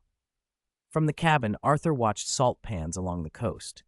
The ship's height and its 2 decks gave him a clear view of the crystallization ponds without needing any high vantage. Wooden sluice gates stood above sea level to control seawater for the pans. In the ponds, workers used wooden shovels and rakes to clear impurities. Near the beacon tower, women sieved salt in wicker baskets under shade. Piles of salt lay under palm leaves to drain. Arthur listened as the commanders outlined tactics. Naval maneuvering, he believed, didn't need to be intricate. Like Stannis with the Royal Fleet, dividing into 2 formations and charging was often enough. Pig rush tactics still had value in an age without heavy automatic fire. That made Arthur's focus simple. Build ships optimized for close quarters fighting. "My lord, Lighthouse Keep. There it is," Penrose called, voice full of surprise. They rounded the U-shaped beach carved by the Torrent River. A stone and brick pier jutted into the sea like a giant hand, taking deep-draft traders, swan ships of the Summer Isles, purple-sailed Bravosi vessels, broad-bottomed wine barges flying the Crown Stag, and a few large-sail Associ craft. Dock workers moved back and forth, loading and unloading. Shallow water wooden slips lined the shallows for local boats. To the left of the beach's center, a huge semi-open structure rose, its footprint as large as the deep-water pier. Half of it stood on the beach, half over water, dividing the port into east and west. Craftsmen bustled within. Arthur could already make out the huge keel of a flagship under construction. Eaton said, "That structure will house several shipyards and dry docks. Quentin's planning calls for something to rival Bravos. Right now, only 1 dock is finished and in use, but the fleet's flagship and the 200-oar ships are being built here." Penrose asked, puzzled, "What's the purpose of a dry dock? Wouldn't the ship get stranded if it sailed in?" Eaton explained, "Ships sail into a narrow channel, then the water is drained. The vessel rests on blocks, so craftsmen can repair and maintain it." The Violet slipped into the smaller harbor on the right, among a dozen warships, all flying flags with Arthur's purple-backed snowflake peach emblem, the mark he'd adopted as guardian of the Crimson Mountains. On the pier, Quentin and Scholar Hubert, acting city lord of Lighthouse Keep, stood waiting. "You've integrated shipyard, trade port, and the summer sea fleet very well," Arthur said as he stepped ashore. "It nearly fulfills the 3 plans. Tell me, what reward do you want?" Quentin, modest, smiled. My lord, this place now combines wine, salt, glass, and a shipyard. It can grow into a regional trade center. I ask for more funds to expand the port, build houses and markets along the coast, and outfit them with facilities. Given time, this could become a city like Old Town. Arthur was silent for a moment. He knew Quentin was sincere. If he continued to invest gold, the place could indeed become a city. But with the prelude to greater conflicts and chaos looming, Arthur's priorities leaned to military readiness rather than civic expansion. Still, he wasn't heartless. A city isn't built in a day, he said. Here's the plan: 30,000 more gold dragons this year. Thereafter, he turned to Scholar Hubert. Half the port's tax revenue will go to construction each year. As you command, Hubert replied immediately. I will also grant him a parcel of land in Lighthouse Keep's domain as a reward. Arthur patted Quentin on the shoulder. Quentin looked slightly disappointed by the smaller-than-expected immediate sum, but the promise of land lifted him. Very few guildmasters had such an honor. Thank you, my lord. I won't let you down, Quentin said, reinvigorated. Since he was already here, Arthur spent the next 2 days touring every port, saltwork, glassworks, winery, and peach garden around Lighthouse Keep. Workers rinsed salt in brine-filled ponds to remove bitterness. Glass furnaces burned day and night, fed by sea sand hauled from nearby beaches. Wineries and orchards offered new vintages, some with odd notes, only amber peach wine rivaling the best. Those 3 industries, wine, salt, and glass, drew many upstream and downstream craftsmen who settled nearby, building houses and streets that linked into a district. Merchant ships and caravans came for the amber peach wine, fine salt, and glassware. Inns, taverns, and pubs opened. Fishermen had shallow berths to moor and sell their catch. A fish market was set aside on an open space in the port, and repair stalls for nets and boats sprang up. People moved through the streets, tavern songs drifted out, and hawkers cried over the fish stalls. The place buzzed with life. In the small hall of Lighthouse Keep's main keep, Arthur announced the port's name. Call it Amberport, he said. There's so much amber peach wine here, and the salt and glass glint like amber. Quentin, already dreaming bigger, urged, My lord, give the future city a name too. Arthur considered for a moment and named the settlement that had no walls and no formal city watch yet, Summer City. Quentin's eyes lit up. Summer City, meaning a city on the summer sea? That's one way to interpret it, Arthur said. The first time Jon Arryn heard Stannis privately voice his suspicions, accusing Robert and Queen Cersei's 3 children of not being Robert's blood but the result of incest, he felt profoundly unsettled. His first instinct was to wonder whether Stannis had an ulterior motive or had believed some wild rumor. Both the old gods and the Seven might only despise bastards, but incest was an altogether darker sin, one that would stain the honor of a house and scandalize a kingdom. The very thought that the queen and a Kingsguard, brother and sister, might have committed such an act and borne 3 children was a calamity he could scarcely imagine. If any lesser man had raised such an unsubstantiated charge, one that could dishonor the crown and set the realm ablaze, Arryn would have thrown him into the dungeon for a brutal interrogation and set his head on a spike atop the Red Keep to warn others. But the man before him was Stannis Baratheon, the king's brother, a counselor whose life had been one of duty and stern uprightness. Jon remembered their conversation clearly. Do you know what you are saying? Arryn had asked. Stannis had ground his teeth, troubled, his eyes hard. My brother asks only for loyalty and duty. Some will say I aim at the throne, that I act from spite, but law and duty force me not to remain silent. Robert will listen to you. He respects you. Even if your accusation is true, Arryn replied, without proof, to bring it before the king is to unleash chaos. It will breed war with the Westerlands and plunge the realm into a deeper crisis. We can investigate in secret, Stannis said after a long moment of thought. Robert has many bastards in King's Landing. Perhaps among them we may find clues. Arryn frowned. The question of a man's bastards was a brazen business, yet it concerned the very legitimacy of the heir.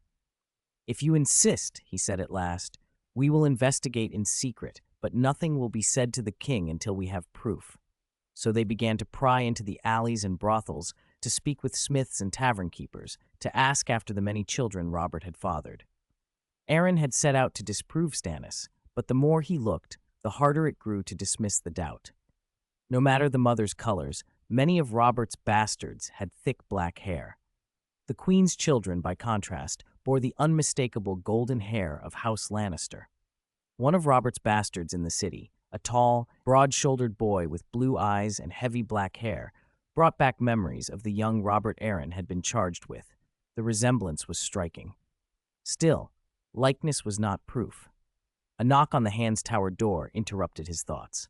Petter Baelish, Littlefinger, entered with a bow and a parchment laid upon his palm. "The king commands attorney for Prince Joffrey's 12th name day," he said. "This is the budget. I thought you'd like to review it." Arryn read and felt his head throb. The prizes were absurd. 40,000 gold dragons for the joust winner, 20,000 for the runner-up, 20,000 for the team melee champion, 10,000 for the archery victor. Ball, hall, pageantry, staff, everything added up to 150,000 dragons. "Why so much?" he asked. "Can the treasury afford this?" "The sum was set by the king," Peter said smoothly. "A tourney on the heir's name day must be grand to show royal majesty. The crown has received income from amber peach wine after the contract with Arthur, which covers much of the interest on loans. I intend to sell some of the accumulated stores. As for the rest, Lord Tywin will be eager to lend to the Iron Throne for his grandson's celebration." "Make the arrangements," Arryn said, signing the papers. Without evidence that Joffrey was not truly Robert's, things must go on as they had. Yet he needed allies and preparations. He had already begun to think of whom to call on. He sealed a letter with his signet and placed it aside. From the Hand's Tower, he walked to the rookery, then down to Maester Pycelle's chambers. Pycelle's room smelled of herbs and old parchment, shelves lined with ointments and books. The Maester rose with a flourish. "My Lord Hand, though age makes my joints stiff, I am ever at your service." "There is no need for such formality, Maester," Arryn said. "Have the invitations for the tourney gone out far?" "Ravens have been sent to all the great houses," Pycelle replied, bowing. "But I doubt the lords of the North, Dorne, or the Iron Islands will come. Distance, different customs, lack of knightly tradition, those are barriers." Arryn took a second letter from his breast. "Please send this to Starfall," he said, handing it across. "As you wish." Pycelle took it, surprised, and Arryn continued without looking back. "Do you have any volumes here recording the genealogies of the great houses?" Pycelle's brow knit. "There is a large compendium by Maester Marion, dry, dense, but thorough. If I recall correctly." He shuffled to a lower shelf and, with effort, pulled out a dust-covered tome. Blowing at the cover, revealed the title, "Genealogies and Histories of the Major Noble Houses of the Seven Kingdoms, with descriptions of many lords, ladies, and their children." "This one is over 100 years old," Pycelle said. Arryn nodded and turned the book over in his hands, the weight of history in his palms. Arthur had returned to Starfall after inspecting Summer City. The place showed promise, and he had rearranged a few appointments to better manage it. Jerry as acting city lord, Quentin as steward, charged with promoting commerce, organizing industries, and forming a Summer City Guard. Back at Starfall, Arthur focused on military readiness, raising prizes in the arena, encouraging combat training, organizing hunts in the Crimson Mountains to hone teamwork, and drilling his squires whenever he could.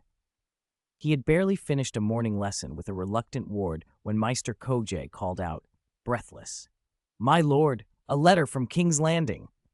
Arthur was on the nursery floor, making faces at his infant daughter Ashara. Sunlight slanted through the curtains and painted the carpet gold. He sighed, handed the giggling baby to Miss Name, and hurried to the door. "Which prince's name day is it this time?" A few days ago, a notice had gone out of a tourney for Prince Joffrey's 12th name day. Arthur had no desire to spend weeks in travel to attend a festival for a child he did not know. 3 months' round trip was not time he could spare from his lands.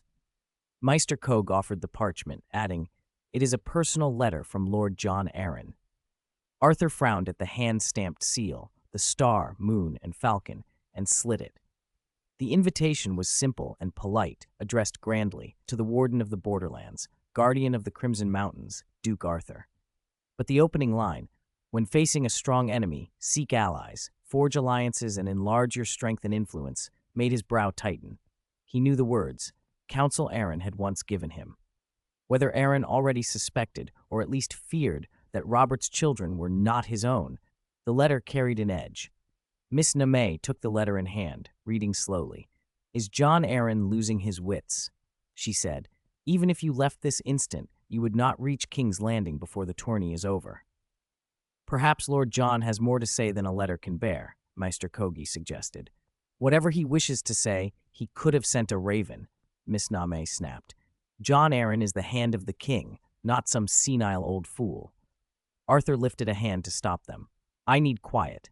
Then when they argued on, he sighed and made a swift decision. "Maester Koj, send word to Summer City. Tell Jimmy to have 3 200-oared warships ready at Starfall Port at once. I will go to King's Landing for the tourney." "Your Grace," Kog began, startled. "Do it," Arthur said. "Tell them to sail as soon as the tide is right. Prepare for departure." Miss Namay's hand brushed his cheek. Worry tugged at her eyes. "Go, but look at Ashara more before you leave. I'll pack your things." Arthur picked up their wailing daughter, the infant quieted on his shoulder. "If John Aaron will not put his meaning into a letter, whatever it is must be grave," Miss Namay murmured. "I hope he is only being cautious." "I haven't decided to wade into muddy waters yet," Arthur said, even as he carried Ashara to the stable court. He left a quick list of orders. Sir Barton would act as City Lord of Starfall. The defenses were not to be relaxed. Squires and guards must continue their training. When they reached the south gate, his squire Penrose waited with Z in the packed carriage. Pack horses and trunks were loaded. Arthur mounted. "During my absence, Sir Barton will be acting City Lord," he called to the assembled captains. "Do not neglect the defenses." Sir Barton straightened. "You have my word, my lord." Penrose rode beside them, breathless with excitement. "My lord, you've never tried the tilt at a joust and taken the prize. This is our chance." Arthur only smiled. "Pray to the Seven for fair winds," he said. "If the weather is against us, we may not reach King's Landing in time." At Starfall Port, 3 warships waited, the Violet and 2 others, their hulls gleaming. Sailors heaved the horses and trunks aboard the Violet with efficient motions. Jimmy frowned as he gave Arthur his report. "If we leave now and row through the night, I cannot promise we will arrive before the tourney ends. It's a tight tide." "Then do your best," Arthur answered. "I will not blame you if fate does its part." Jimmy soothed his crew and barked orders. "Weigh anchor! Hoist the sails! Get those oars in! Summer Star and Pioneer, signal to follow!" The crew answered. The Violet slipped from the quay, and soon the little fleet was cutting past Starfall's headland. Arthur watched the shore recede, then went below to the stern cabin, where Penrose had already made a bed and laid out bread and fruit. Penrose offered the food with a grin. "You haven't eaten since you decided to go." Arthur laughed, the stress easing a little. "We might as well eat then." Chapter 255, Cast Toughness, 2-in-1. The small council chamber in the Red Keep was noisy with anger. Unusually, King Robert sat heavy and sprawling on the long, vacant iron throne. "Damn it, John, I was a fool," he roared, slapping a crumpled note onto the table. "I should never have listened to you and Eddard. That Pentoshi peddler and that fool Varys have married Daenerys off to a Dothraki horse lord." The king's curses rolled on for half an hour while the small council sat mostly silent. At last, the hand of the king broke the silence. "Sending assassins is murder," John Aaron said. "And the target is a child. This is monstrous, not the way a king should rule. The Targaryens fell because of Aerys's madness, Robert. We must not repeat his sins." Robert panted, then answered in a lower voice, "But we can't sit blind when an axe hangs over our necks, can we?" John snorted. "They say this Khal Drogo has 100,000 men. John, what do you think now? As long as the Dothraki stay across the narrow sea, what is there to fear, even if they number 1,000,000? John replied calmly. "Those barbarians have no ships. They fear the boundless ocean." At that, Maester Pycelle interjected with a wheezy cough. "Records say the Dothraki call seawater poison water. They don't trust any liquid their horses won't drink. Even if you placed a fleet before them, most would not board willingly." Renly tried to brighten the mood. Ilario of the Bright Flame believed drinking wildfire would turn him into a dragon. Perhaps the Dothraki are as consistent as he was. "We haven't done nothing," John went on, opening the scroll Robert had thrown down. "Robert, have you forgotten that you named a warden of the Red Mountains? How could I forget? The king said, setting his emptied cup aside and wiping wine from his beard. I've wanted to lead an expedition to those mountains myself many times, but you lot stopped me. Now I must make do with the tribute wine from the warden of the Red Mountains and listen to singers sing of the 7 battles of dawn. Brother, it's a good thing you didn't go, Renly said with a laugh. When I went to Blackport to bestow the title on Arthur, the Red Mountains towered and baked. The sun was so hot you couldn't ride. Arthur and the others who know say their worst enemies there weren't wildlings, but the mountains and the heat. Robert waved for more wine. I only fought on foot. He was about to tell how he'd fought clans in the Vale on foot in his youth, and how he'd killed Rhaegar on foot at the Trident when Jon cut in. Where did this information come from? Is it reliable? Robert's gaze slid to Varys. The eunuch smiled his soft practice smile and said quietly, My lord, you mistake me. Would I feed falsehoods to his grace and the lords? No one answered. Varys went on. Do you remember Jorah? He was with you when you took Pike. Jorah, Lord of Bear Island, Robert said, frowning as memory came. I remember. He was the second to climb Pike after Thoros. I knighted him. He beat the Kingslayer at Lannisport's tourney afterward to win the prize. At the mention of Jaime, Robert grinned. He had disliked the Kingslayer's arrogance and had declared Jorah champion after a long tilt. This news came from Jorah, sent back across the narrow sea, Varys finished. Stannis' voice was hard. Why would Jorah be in Pentos, and how would he learn of this? Varys explained. Eddard Stark condemned him when he found Jorah had sold poachers to the Tyroshi instead of sending them to the Wall. By the time Eddard reached Bear Island, Jorah had fled. Jon narrowed his eyes at the eunuch. So your source is a traitor, a slaver, a man who fled rather than face punishment? Varys' smile curved.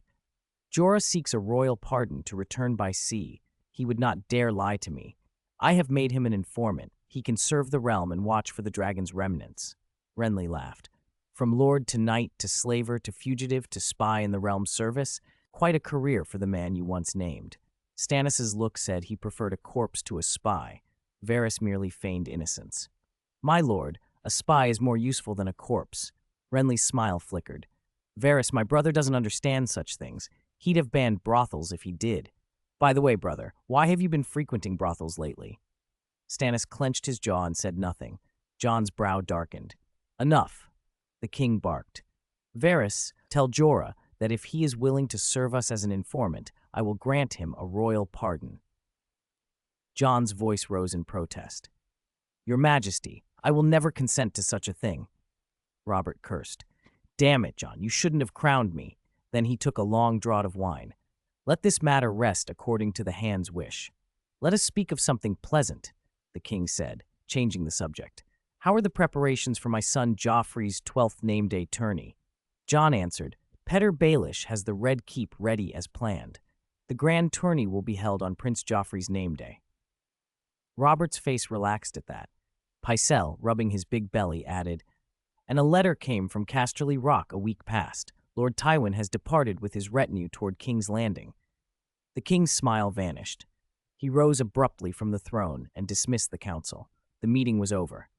Later that day, Jon returned to the Tower of the Hand. He had pored over the great genealogies until the tiny, faded script blurred.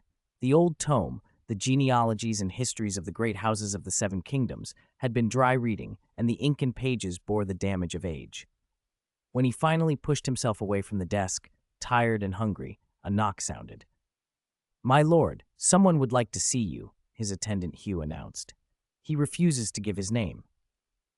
Show him in, Jon said, squinting against the ache behind his eyes. In walked a burly man in mud-specked boots and a coarse brown cloak, hood drawn low. His hands were hidden in his sleeves. May I ask who you are? Jon said. I am a friend, the stranger replied in a low, unfamiliar voice. Hand of the king, I must speak with you alone. Jon dismissed Hugh, and once the door shut, the man pulled back his hood. Varys? Jon said in surprise. Lord Hand.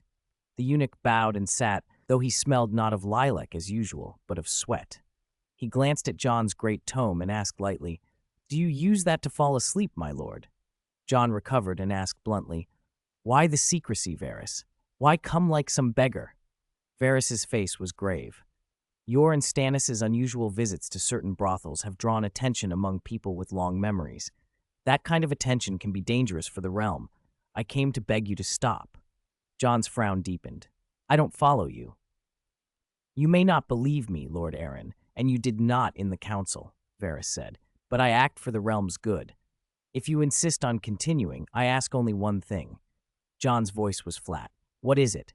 Have someone taste your food before you eat it, the eunuch said softly. Jon's eyes widened and his face flushed with anger. Only something unfit to be human would even think of soiling their kin with that duty. Varys's face twitched, then he rose, bowed, and left as quietly as he had come.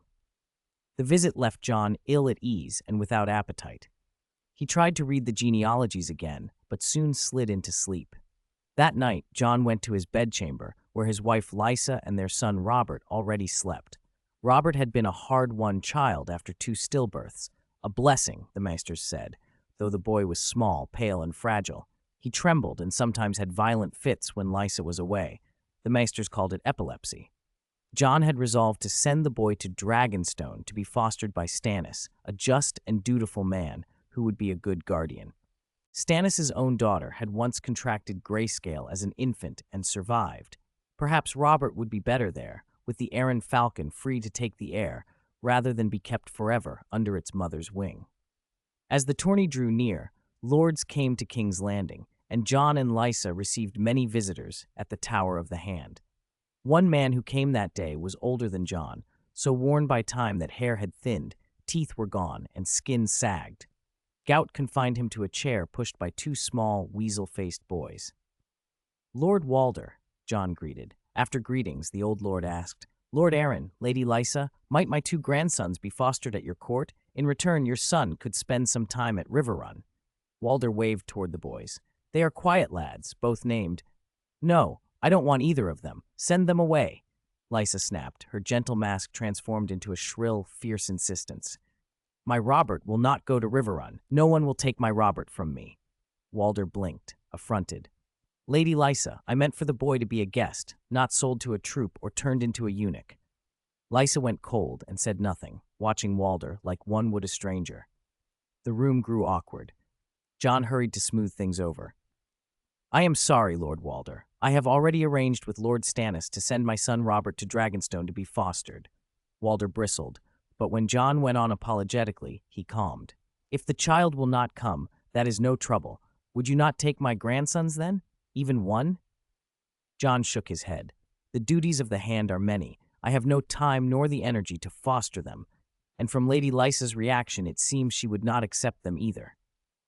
Old Walder's face went through shades of anger, then weary acceptance. The matter ended for now, and the small chamber settled back into its uneasy peace. The 7 gods did not answer Penrose's prayers. The wind was unfavorable on the voyage to King's Landing, and it was the first long journey for the 3 warships, which had been thrown together in haste.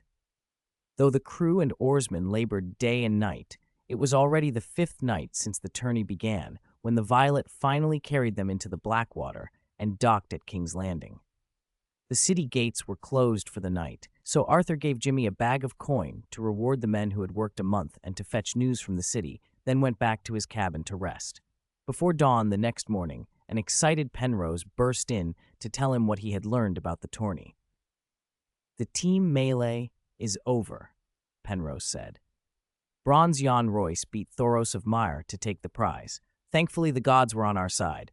Jousting is still going on. Today's the final day. We almost made this long trip for nothing. The tourney had been set up on the open plains west of King's Landing, beside the Blackwater, so both nobles and common folk could watch. When Arthur and Penrose reached the vast camp outside the lists, it was still dim, but the camp was waking. Plump sausages hissed on spits, oil dripping into the flames, and the air was thick with garlic and pepper. Young squires darted between tents while their masters yawned and stretched, preparing for the day. A cook carrying a goose under his arm noticed them and mumbled, "Morning, sir." The goose honked and pecked at his fingers. Arthur, chewing a freshly bought sausage, asked, "Where is the King's Hand's tent?" The cook pointed. "Near the King's, by the river. The tents of the great lords have shields outside with their sigils." Before he could finish, the goose slipped free and flew off, honking. The cook cursed and gave chase. Arthur shrugged and followed the direction the man had pointed, walking along the Blackwater. As the cook had said, shields bearing house sigils stood before each tent: the purple grapevine of the arbor, the yellow nightingale of Nightsong, the black and white swan of Stonehelm. Penrose munched his sausage and rattled off the sigils he knew, then fell silent over those he did not. There were spotted boars, red bulls, burning trees, white rams, triple spirals, purple unicorns, dancing maidens, silver eagles, black snakes, twin towers, long-horned owls. Most of them were houses from the Westerlands and the Riverlands. Arthur did not press him. After a second sausage, Arthur found the tent marked with the crescent falcon shield. Old Aaron was just finishing breakfast, several boiled eggs, a bowl of fish soup, and some fruit set before him. Arthur took a stool. "Have you eaten?" Old Aaron asked. "I found a vendor on the road," Arthur said, peeling an orange. "Had 2 sausages. Have some more." Old Aaron signaled his squire Hugh, who went out with a jug and more food. "I thought you might miss the whole tourney, but I didn't expect you for the finals." "If it weren't for your invitation, I had no mind to come," Arthur said. Starfall and King's Landing were far apart, the timing tight. Even riding day and night, he had missed the earlier events. Old Aaron gave him a measured look and lowered his voice. "I've a matter of importance to discuss with you in person. That's why I used the tourney as an excuse to bring you." "I thought as much." "What is it, sir?" Hugh returned with a tray. Penrose opened the tent flap and came in with a wine jug. They had sausages, flatbread, and fish soup. Old Aaron stirred his soup with a silver spoon and let the steam rise between them. "Let's eat first. This is no place for the talk, and the matter's weighty. We'll speak after the tourney." Arthur saw the caution in Old Aaron's eyes and guessed he had learned something he had not yet been told, perhaps about Robert's children. He did not press. Instead, they ate and talked. Old Aaron asked about the Red Mountains wildling tribes, the Borderlands lords, and the troops Arthur commanded. Arthur spoke plainly of the year's work, how he had subdued the Red Mountains wildlings, taken on the border lords of Dorne, Riverlands, and Stormlands as judge and arbiter, and posted 2,000 of the Mountain Legion at Prince's Pass. Old Aaron drank his soup and wiped his mouth. He had heard reports of Arthur's exploits, but hearing them described plainly still left him shaken. To conquer the tribes, to settle disputes among the Borderlands lords, to keep 2,000 professional soldiers in place. None of it, he thought, was something accomplished in a single year. He set down his spoon and poured Arthur a cup of wine. "Your work in the Red Mountains is notable," Old Aaron said softly. "The realm will not forget it. I put this before the small council before the tourney. After it ends, I will see it through. I shall raise you to a dukedom." Arthur understood what that meant. An honorary dukedom, a symbol of rank without lands, like the title given to Varys. But it was a rare favor. Apart from Dorne and the Iron Islands, the 6 existing dukes were among the realm's highest lords. This would make a 7th. "Thank you, Lord Hand," Arthur said, meeting Old Aaron's gaze. "I will serve the realm with all I have." "It is late." Old Aaron rose and patted Arthur's shoulder. "Will you come with me to the lists? You should see the final day of jousting." Arthur nodded. It would be a pity to have come all this way and not watch the champion crowned. They went into the tourney grounds. The king and queen were seated in the main gallery, their children on the steps before them. Arthur's eyes, though, were drawn to the golden and red block of seats on the queen's side, where the Lannisters sat. Among the many lions, he fixed on the most conspicuous man, tall, broad-shouldered, with thick golden sideburns and a bald head, his face set in an austere line. Duke Tywin of Casterly Rock. Arthur gave the old lord only a brief glance and slipped through the crowd to a front-row place as the horn sounded. Sir Loras Tyrell, the Knight of the 100 Flowers of Highgarden, versus Sir Hostine Frey of the Twins, the herald called. Hostine Frey entered first, a tall man with the pointed chin of the Freys, clad in gray and white armor with a blue and white cloak, his shield showing the twin towers. He drew loud cheers. Arthur frowned. Hostine was popular? Looking closer, he saw the loudest shouts came from men who looked like Frys. Walder Frey's face at that sight hardened. Sir Loras, when he came in, provoked a different reaction. His armor gleamed, inlaid with black vines and tiny blue forget-me-not stones. When the crowd realized the flowers were sapphires, many gasped. His cloak was heavy with hundreds of real blossoms sewn into the wool. His mount was as fine as the rider, a dark brown mare, nimble and swift. "A pity you could not tilt," Loras said as he rode nearby, heels nudging the flank of his horse. "You deny me the chance to unhorse you again." "I'd welcome the chance," Arthur said, with a wry lift of one eyebrow. Loras' armor was worth a fortune, and his manner a provocation, tempting if only in jest. Loras bowed to the king, took his place, and lowered his lance. The horn sounded. Hostine charged like an enraged bull, tall and heavy in the saddle, but his movements were clumsy. When their lances met, it was Loras who slipped his weight and deflected Hostine's into the air. Hostine took the full force of Loras's strike, his shield splintering, and he toppled from his horse like a tree brought down. The Frys in the stands fell instantly silent. Walder Frye's face flushed crimson at the sight of his son unhorsed. Two squires hurried to help Hostine. He picked himself up, dusted off, and left the lists on his own. The crowd cheered. No sooner had that ended than Sandor Clegane, the hound, rode in, smoke-gray armor, olive cloak, a helm shaped like a hound. Opposite him came Sir Barristan Selmy, the bold, all white, cloak, armor, hair, a living legend. The gathered folk watched like a held breath. 6 charges, 6 shattered lances, splinters flew like snow. The 70-year-old Barristan sat unbowed in the saddle each time, movements precise and sure as a clock. Arthur thought the longer it went on, the better the hound's chances. Time saps the old, but on the 7th charge, Barristan landed home. Sandor's massive form lurched and then pitched free of his saddle, crashing into the mud. The commoners roared their approval for the aged champion. Hats flew, hands waved. Penrose murmured, "How much longer can he fight?" Arthur laughed softly. "Long enough to school a greenhorn." Even so, an old man is an old man. In the semi-final that followed, Barristan met Jaime Lannister and lost. The final match of the day was set, Sir Loras Tyrell against Sir Jaime Lannister, 2 of the tourney's brightest blades, rose and gold. Jaime entered on a stately blood-brown destrier, draped in gilt chainmail. He rode in gold from head to toe, his lance whittled from goldenwood of the Summer Isles.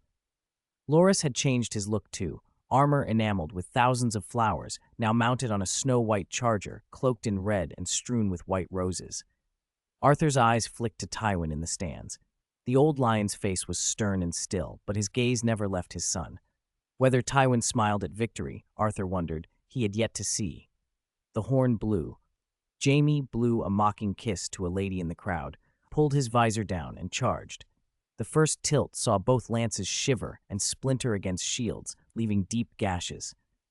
On the second exchange, Jaime angled his body and deflected Loras's lance with his golden shield. His own lance curved and found Loras's shoulder. Splinters flew, and Loras rocked in the saddle, but he kept hold through artful horsemanship. Jaime tossed aside his broken lance, took another, and had a moment to joke with a squire. Loras dug his heels in and answered. This time they met, both lances smashed, and when the splinters settled, Jaime's horse wandered, riderless. Jaime himself had been struck square in the chest and tumbled sideways from his mount, sitting hard in the mud. The king laughed uproariously, clutching his fat belly, delighted. Cersei's confident smile froze into a mask of shock. Duke Tywin's face remained composed, but the stir through the stands told the tale. The tourney had crowned its champion with a loud and muddy finale. Chapter 257, Kind Thoughts, 2 in 1. The tourney was over, and the common folk had begun to drift away, but the entertainments for the great houses continued. A feast was held in the Red Keep to mark Prince Joffrey's naming day. Arthur had been invited. His seat was not far from the king's dais, opposite the high table. Candlelight trembled across the throne room, turning Robert's flushed face the color of wine. The king gripped a golden cup with thick fingers, and wine dripped from his beard onto the stag-embroidered tunic. Mace Tyrell truly sired a fine son, Robert bellowed, laughing. At such a young age, he sent the Kingslayer's golden backside down. Ha! The king had seen Jaime fall in the lists and was in high spirits, lavishing praise on the Tyrell champion. Cersei's emerald eyes flashed with anger. She held her cup tightly. Renly, ever smiling, added, "Your Grace, Lord Mace has more than one worthy child. Loras's sister Margaery is as fair as dawn. Arthur recognized Renly's aim, to put Margaery before the king as a rival for Cersei, but he also knew it was a wasted effort. Robert lived for drink and whores, and though he enjoyed the company of noblewomen now and then, he understood the politics and costs of betting them. His one notorious dalliance with a noblewoman had been at Stannis Baratheon's wedding, when he took Delena, a bridesmaid, to the nuptial bed.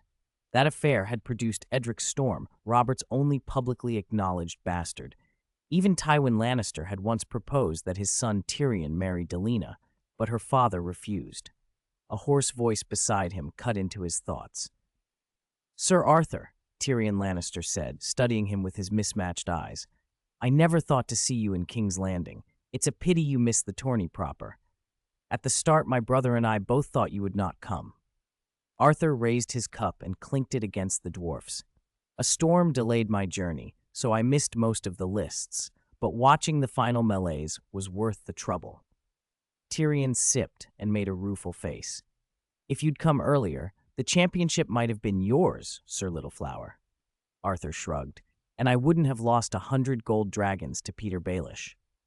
They were still trading banter when Robert's voice boomed from the dais. "Cersei, if you want to go back to Casterly Rock, go. That pack of Lannisters will make a fine send-off for your father, Lord Tywin." Tyrion shook his head and drained his cup. "My father rode to the city with a great host, full of pride to see his son win.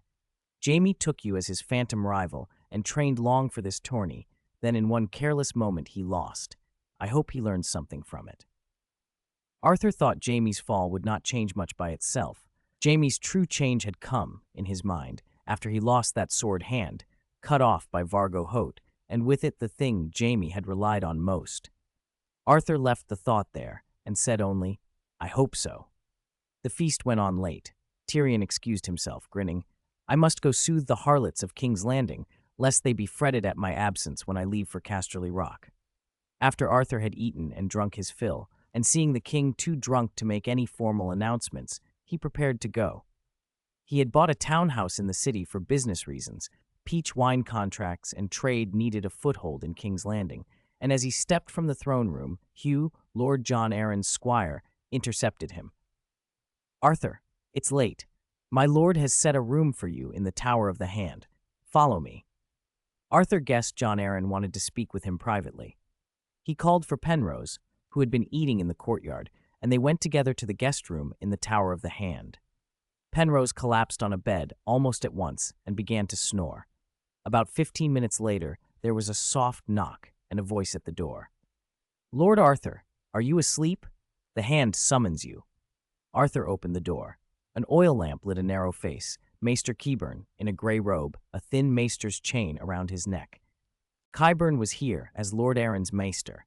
He led Arthur down a stair to a secluded chamber. Candles burned low. John Arryn sat at a carved oak table, and Stannis stood by the window with arms folded. Maester Qyburn left them, and the door was shut. "We suspect that Cersei Lannister's 3 children are not Robert's," John Arryn said without preamble. "They are the product of Cersei's incest with her brother."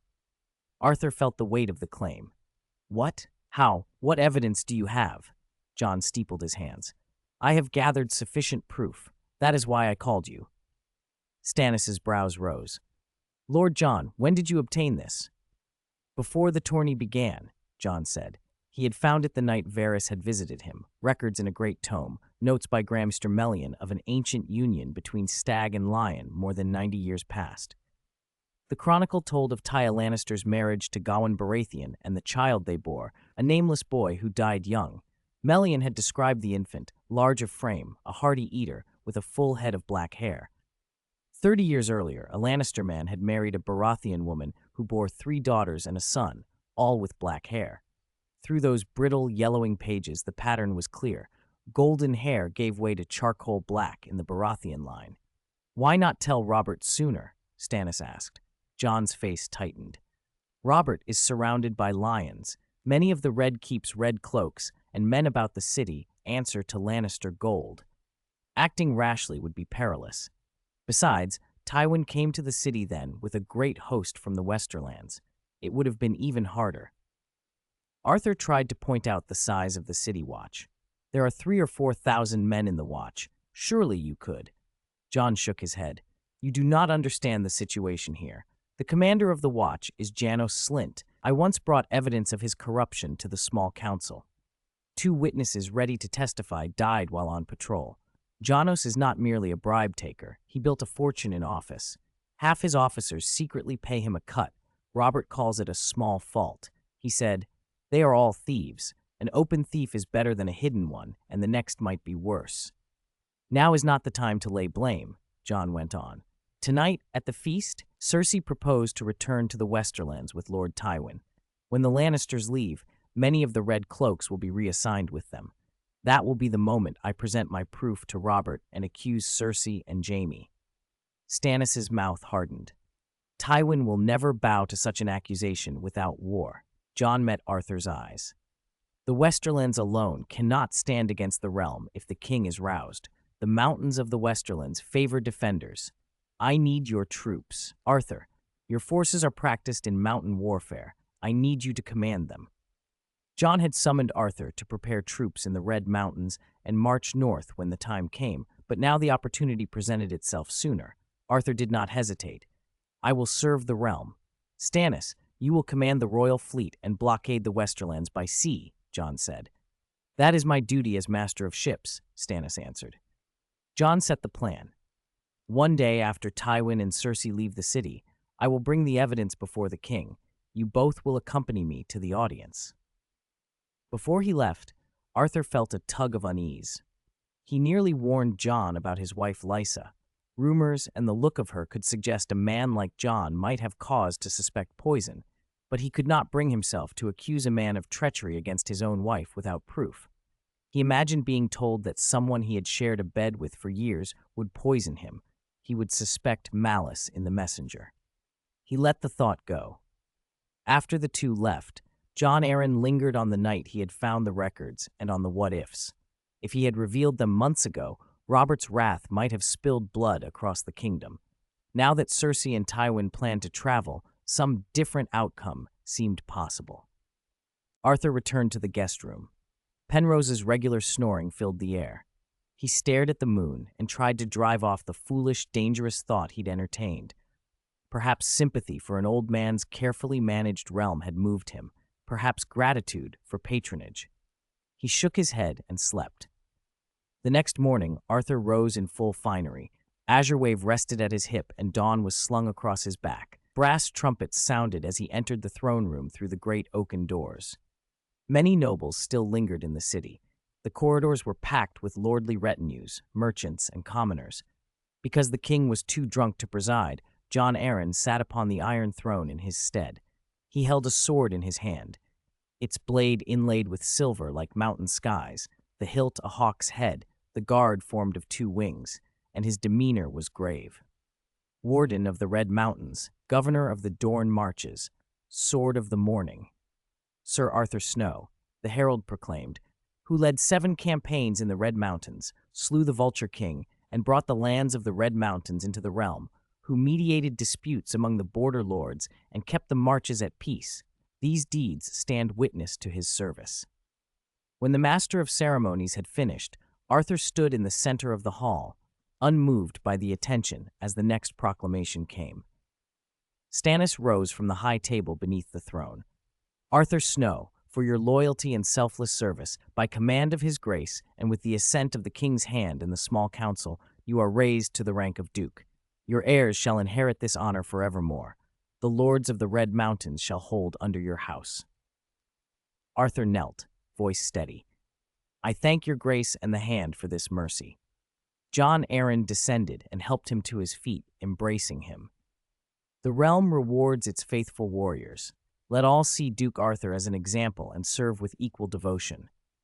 After the enfeoffment, Arthur stepped back among the crowd to watch as more were honored.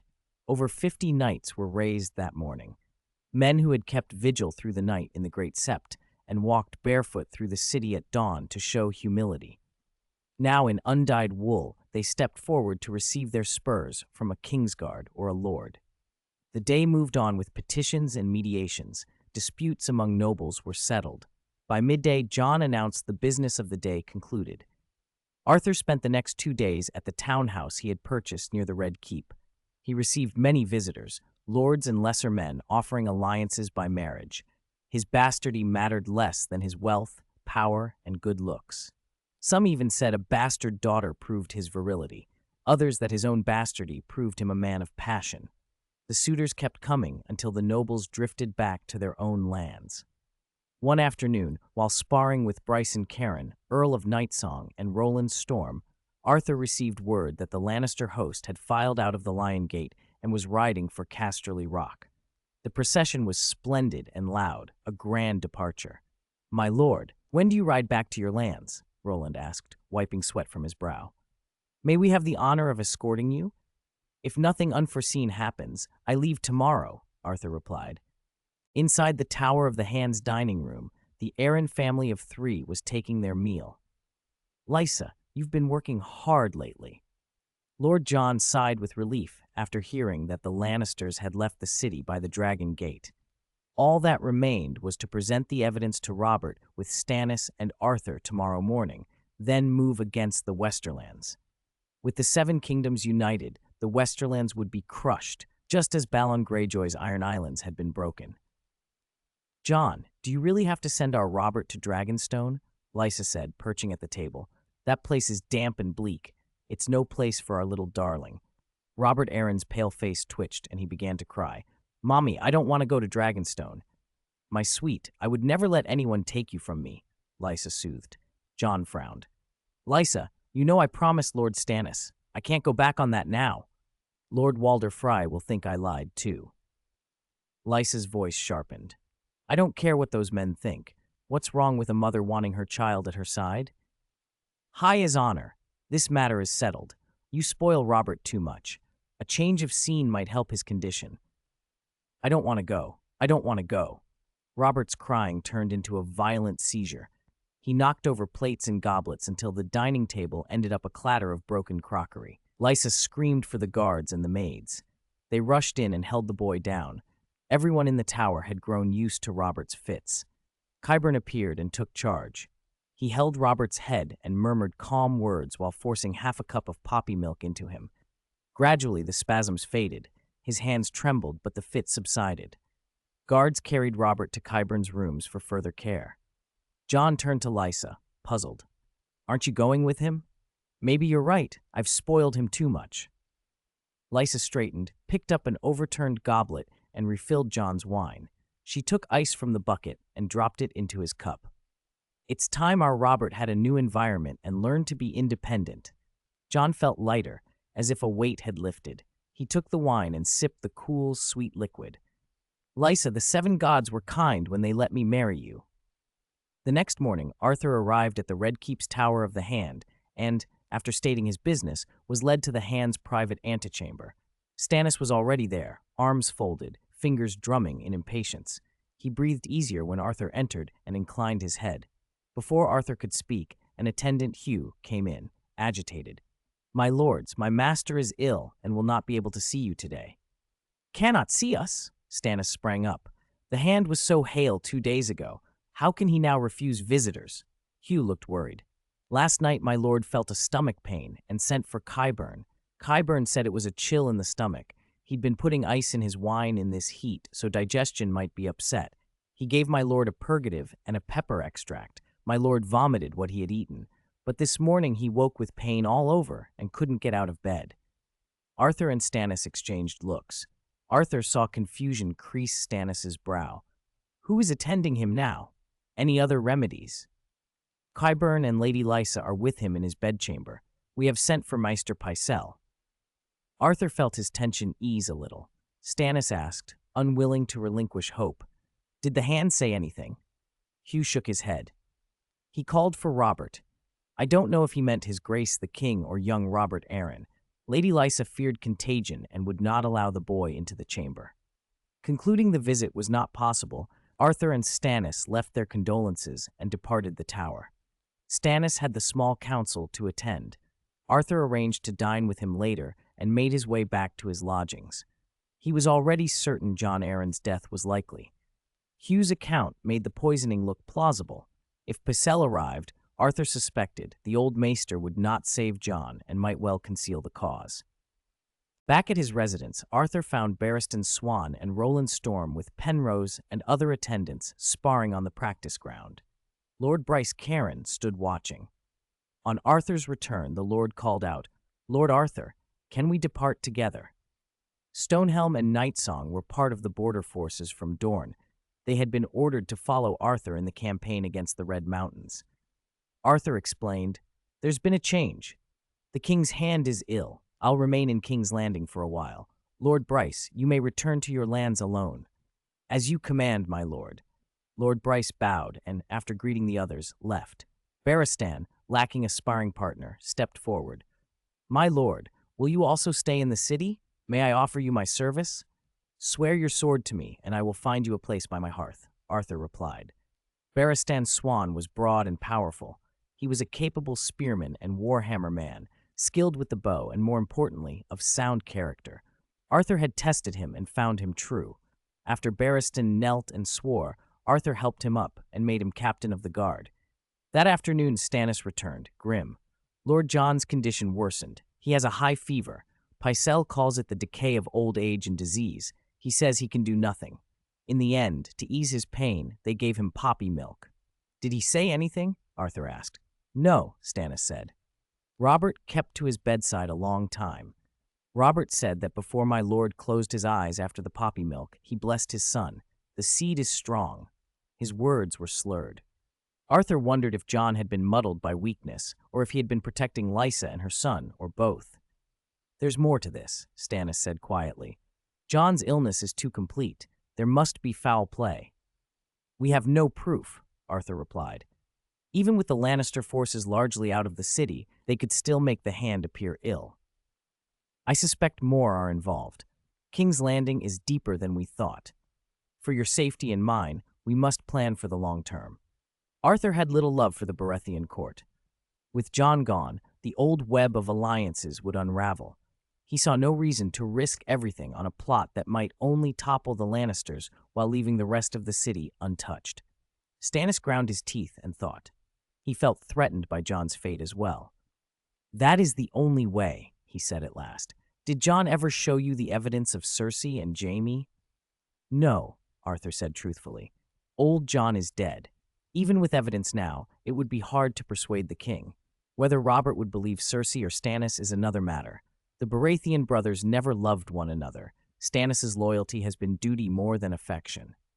That evening, the mood was heavy and somber. After Stannis left, a funeral bell tolled outside, the great sept of Baelor's bell, tolling through the night. By morning, all King's Landing knew of the hand's passing. The king announced in the throne room that Jon Arryn's funeral would be held at the great sept, the hand's coffin to lie in state for 7 days before being carried out the king's gate and buried at the Eyrie.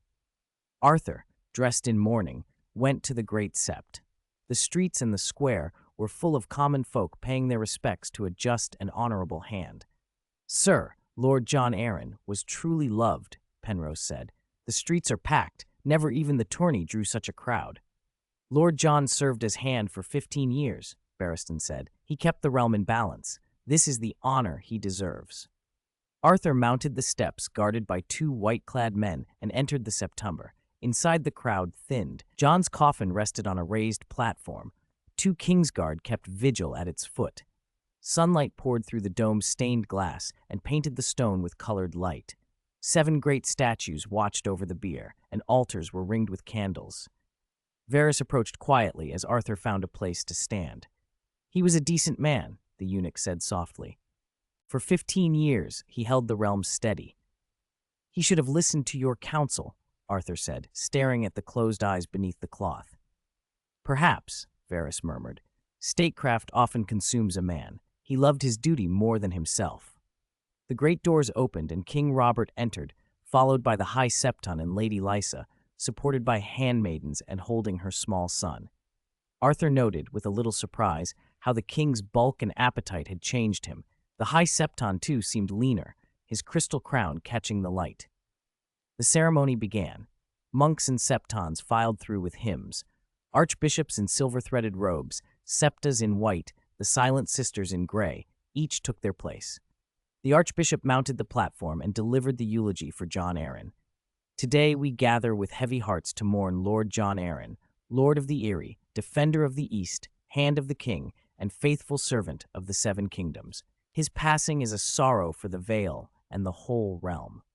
Lord Jon lived with honor, governing with wisdom and justice, protecting his people with a father's care. He embodied the seven virtues: justice in his judgments, wisdom in his counsel, compassion in his heart. Under his guidance, the realm endured storms and stood firm. He taught young men the meaning of duty. His passing dims our halls as an eagle's wounded wing dims the mountains in autumn. We must not only grieve, but take his motto, high as honor, as our creed. May the seven light his way. May the father judge him, the mother comfort him. Take Lord Jon's spirit as a torch and continue to protect the land he loved. Let children learn his story. Let knights emulate his character. Let lords preserve his legacy. Only then will his honor endure. May the Father embrace his soul. May the seven grant us strength. The crowd responded, May the Father embrace his soul. May the seven grant us strength. King Robert then ascended the platform and solemnly swore before the gods, I swear by the old and the new to protect Lord Jon Arryn's heir, the new Lord of the Eyrie, Robert Arryn. After the king and the High Septon finished their prayers, the nobles filed up onto the high platform to pay their respects to Jon Arryn. Arthur joined them and peered into the coffin. It was packed with blue and white flowers. The silent sisters had prepared Lord Arryn with meticulous care. His silver hair and beard were neatly combed, his face anointed with oil and powder.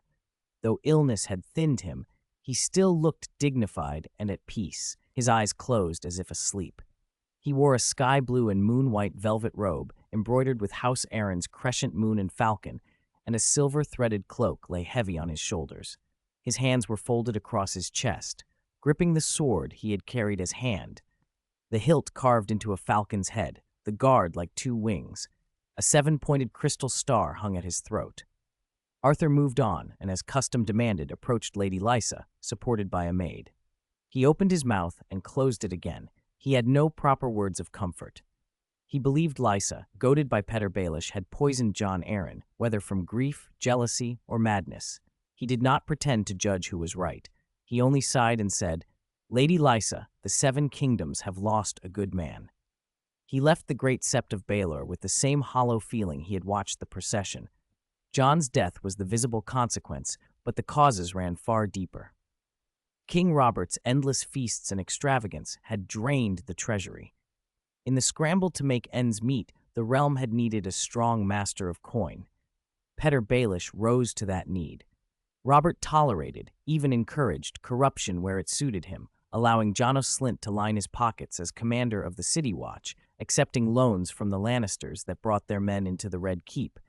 Small errors that accumulated into a weight no single man could lift. Jon Arryn had tried to change things, but once the rock began to tumble, it was impossible to stop. Arthur felt sympathy for Jon, nothing for Robert. If Jon's plan had worked, Arthur would have been glad to help break the lion. If Jon had failed, a reshuffling of the realm might have opened other paths. So he watched events unfold and took no rash risks. Back at his estate in the council hall, Penrose was wiping Dawn and Azurewave with an oilcloth, sounding regretful. His Majesty swore to protect young Lord Arryn. Such an honor befits Lord Jon for his 15 years of service to the realm. Arthur sat at the oak table, sorting papers from Bravos. When you listen to someone, don't stop at the first half of what they say. The second half usually matters most. Penrose hesitated. The second half? The king said the new Lord of the Eyrie is Robert Arryn. What could be wrong with that? Balon Shewin, polishing armor nearby, pricked up his ears. Arthur stamped a document. The king didn't mention House Arryn's hereditary title of Warden of the East. Maybe he simply forgot to say it, Balon suggested. Let's hope so. Arthur let the corner of a report slide across the table.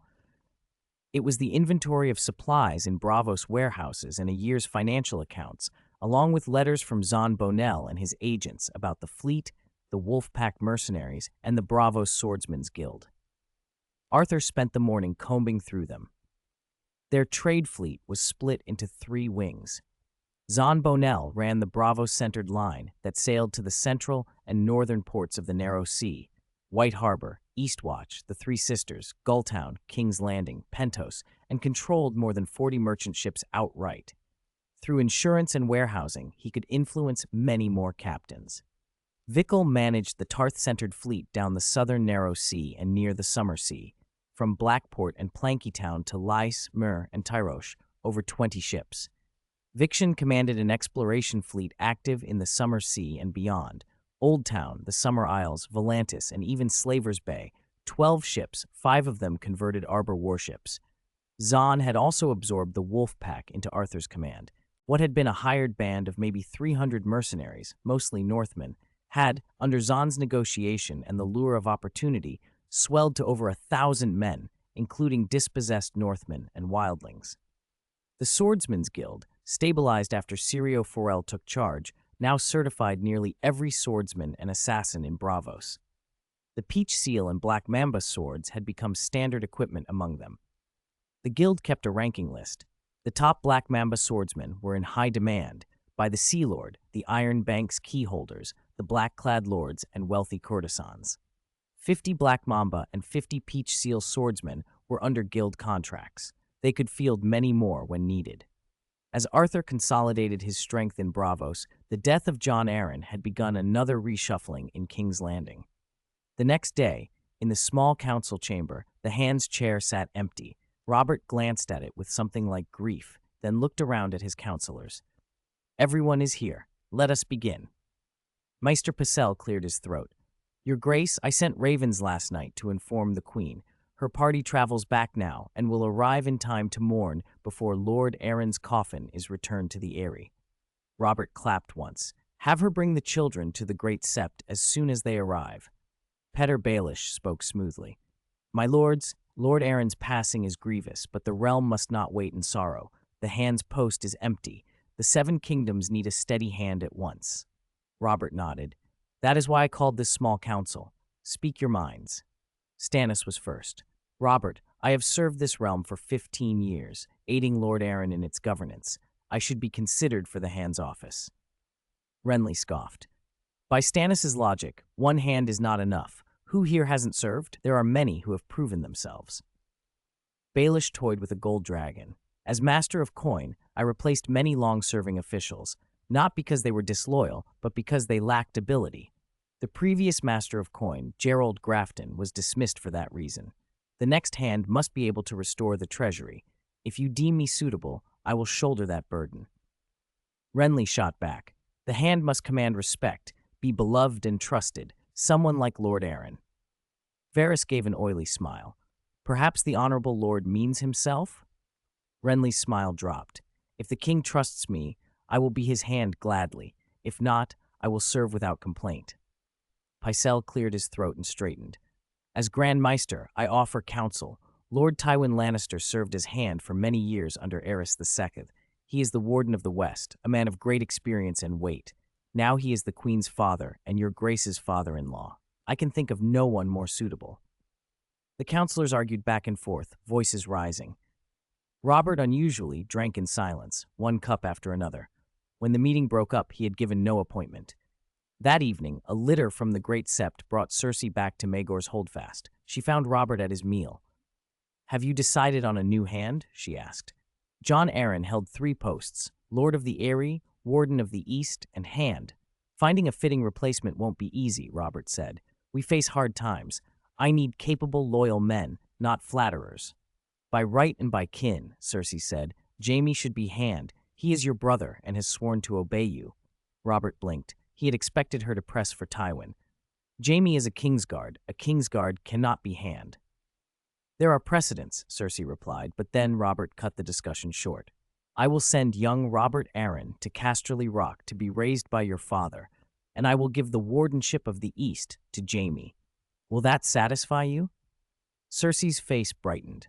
She had long feared Jon Arryn was close to exposing her children's parentage. With Jon gone, and with Lysa appearing cowed at the Sept, Cersei could keep whatever secrets remained so long as she had the boy under the Lannisters' control. The thought of Robert Arryn as a hostage eased her. "Do you have someone in mind already?"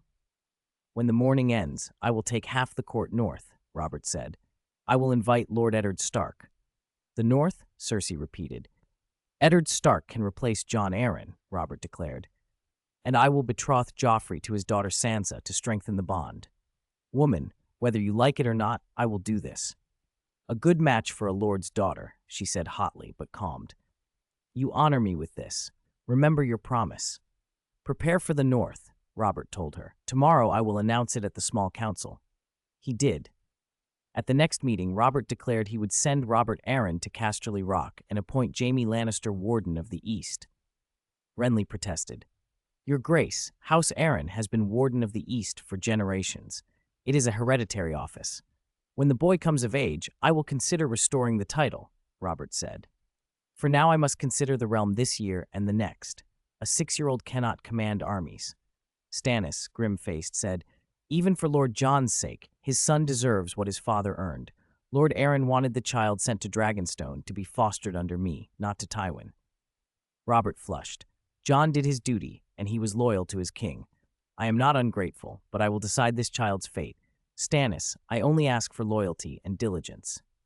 Stannis clenched his jaw and left the room. Pycelle stammered, Your Grace, what of the hand? Robert rose. When Lord Arryn's mourning ends, I will take the court north, and I will invite Lord Eddard Stark to serve as my hand. The councillors exchanged looks. Renly laughed approval. Lord Eddard is just and honorable, the perfect choice. Varys bowed with a placating smile. Your Grace is wise. Others nodded their agreement. Stannis had already been gone.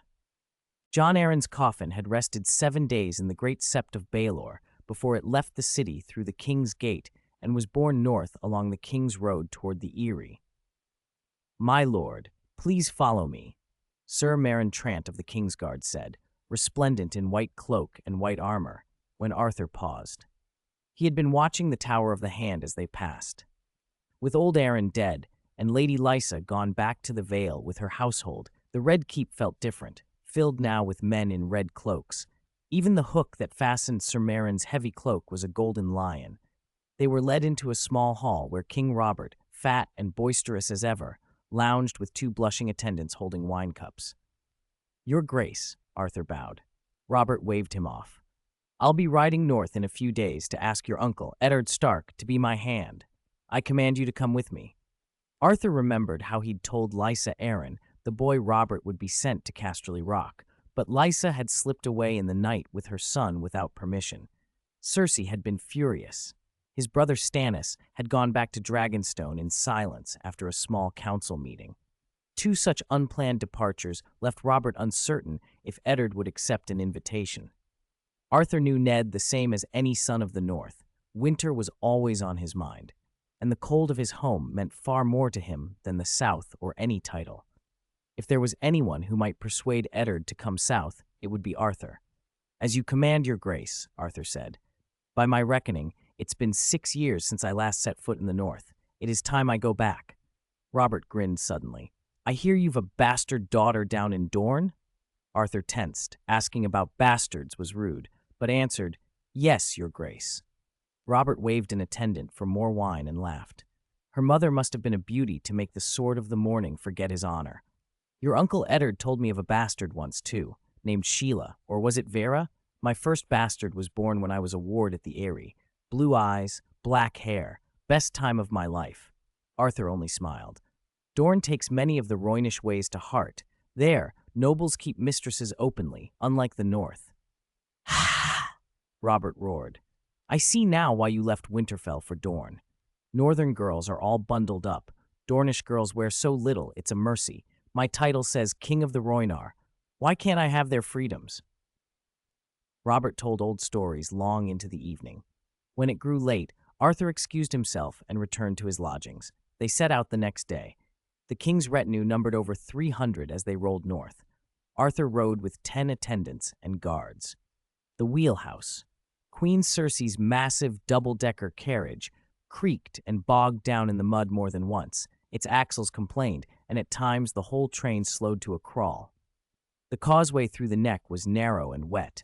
They could not break camp off the road. On either side, the marsh pressed in, with curtain-like fungi hanging from trees and giant flowers floating in stagnant pools. beautiful, treacherous things. Quicksand yawned wherever someone foolishly left the raised causeway. Black lizard lions slipped in the water like logs with teeth. Vipers lay coiled in the reeds. Moat Kalin sat in the neck, its old walls toppled into the bog like children's blocks. Where once there had been a mighty fortress, there were now 3 moss-covered towers, their bases half swallowed by the marsh. The gatehouse tower still kept a fragment of wall. The drunkard's tower leaned as if about to tumble. The tall, tapering children's tower had been half bitten away. Roots and pale bark crawled over the stones. Those 3 towers controlled the causeway. You could not march an army north without passing between them. The swamps elsewhere were impassable. An entrenched few could hold the neck against thousands.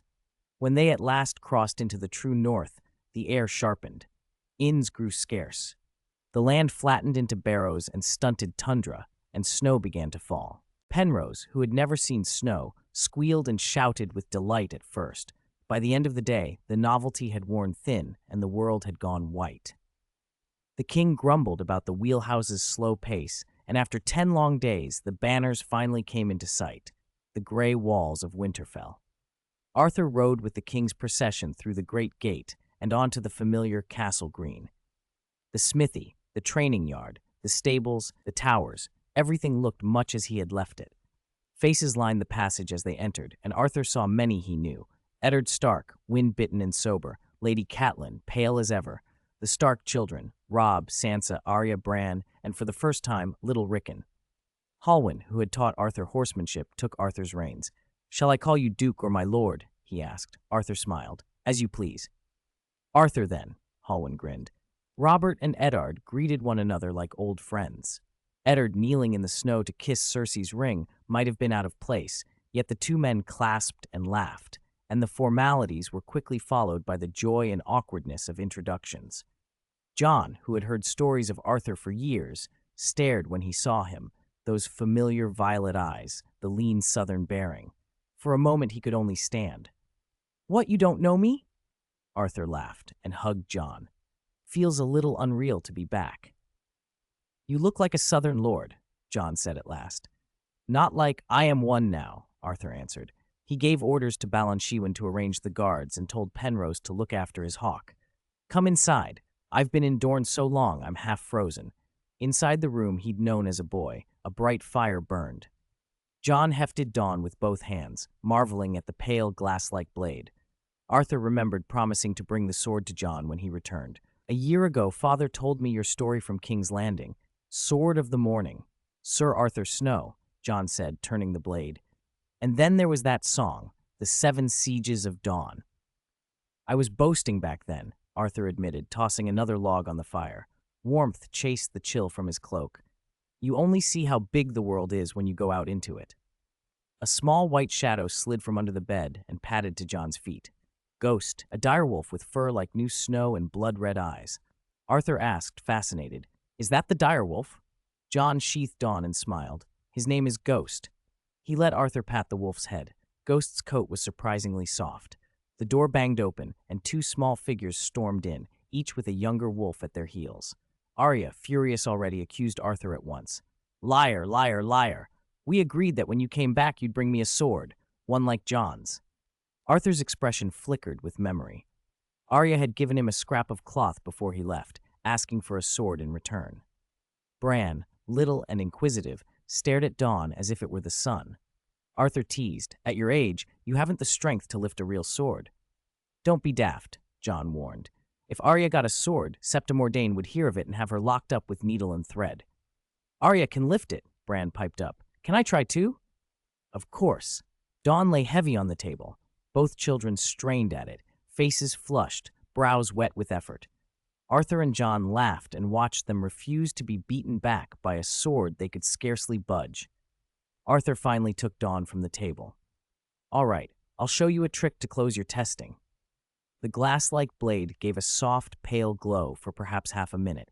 Every pair of eyes in the room widened, and even the wolves stilled. When Arthur resheathed Dawn, the littlest ones sighed and pressed against their wolves. "How did you do that?" Arya demanded.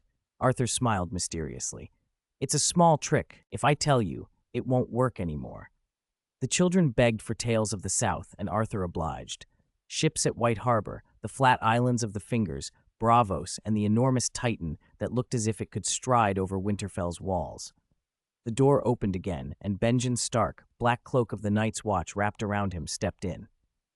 "Uncle Benjen," John brightened. Benjen's smile was easy.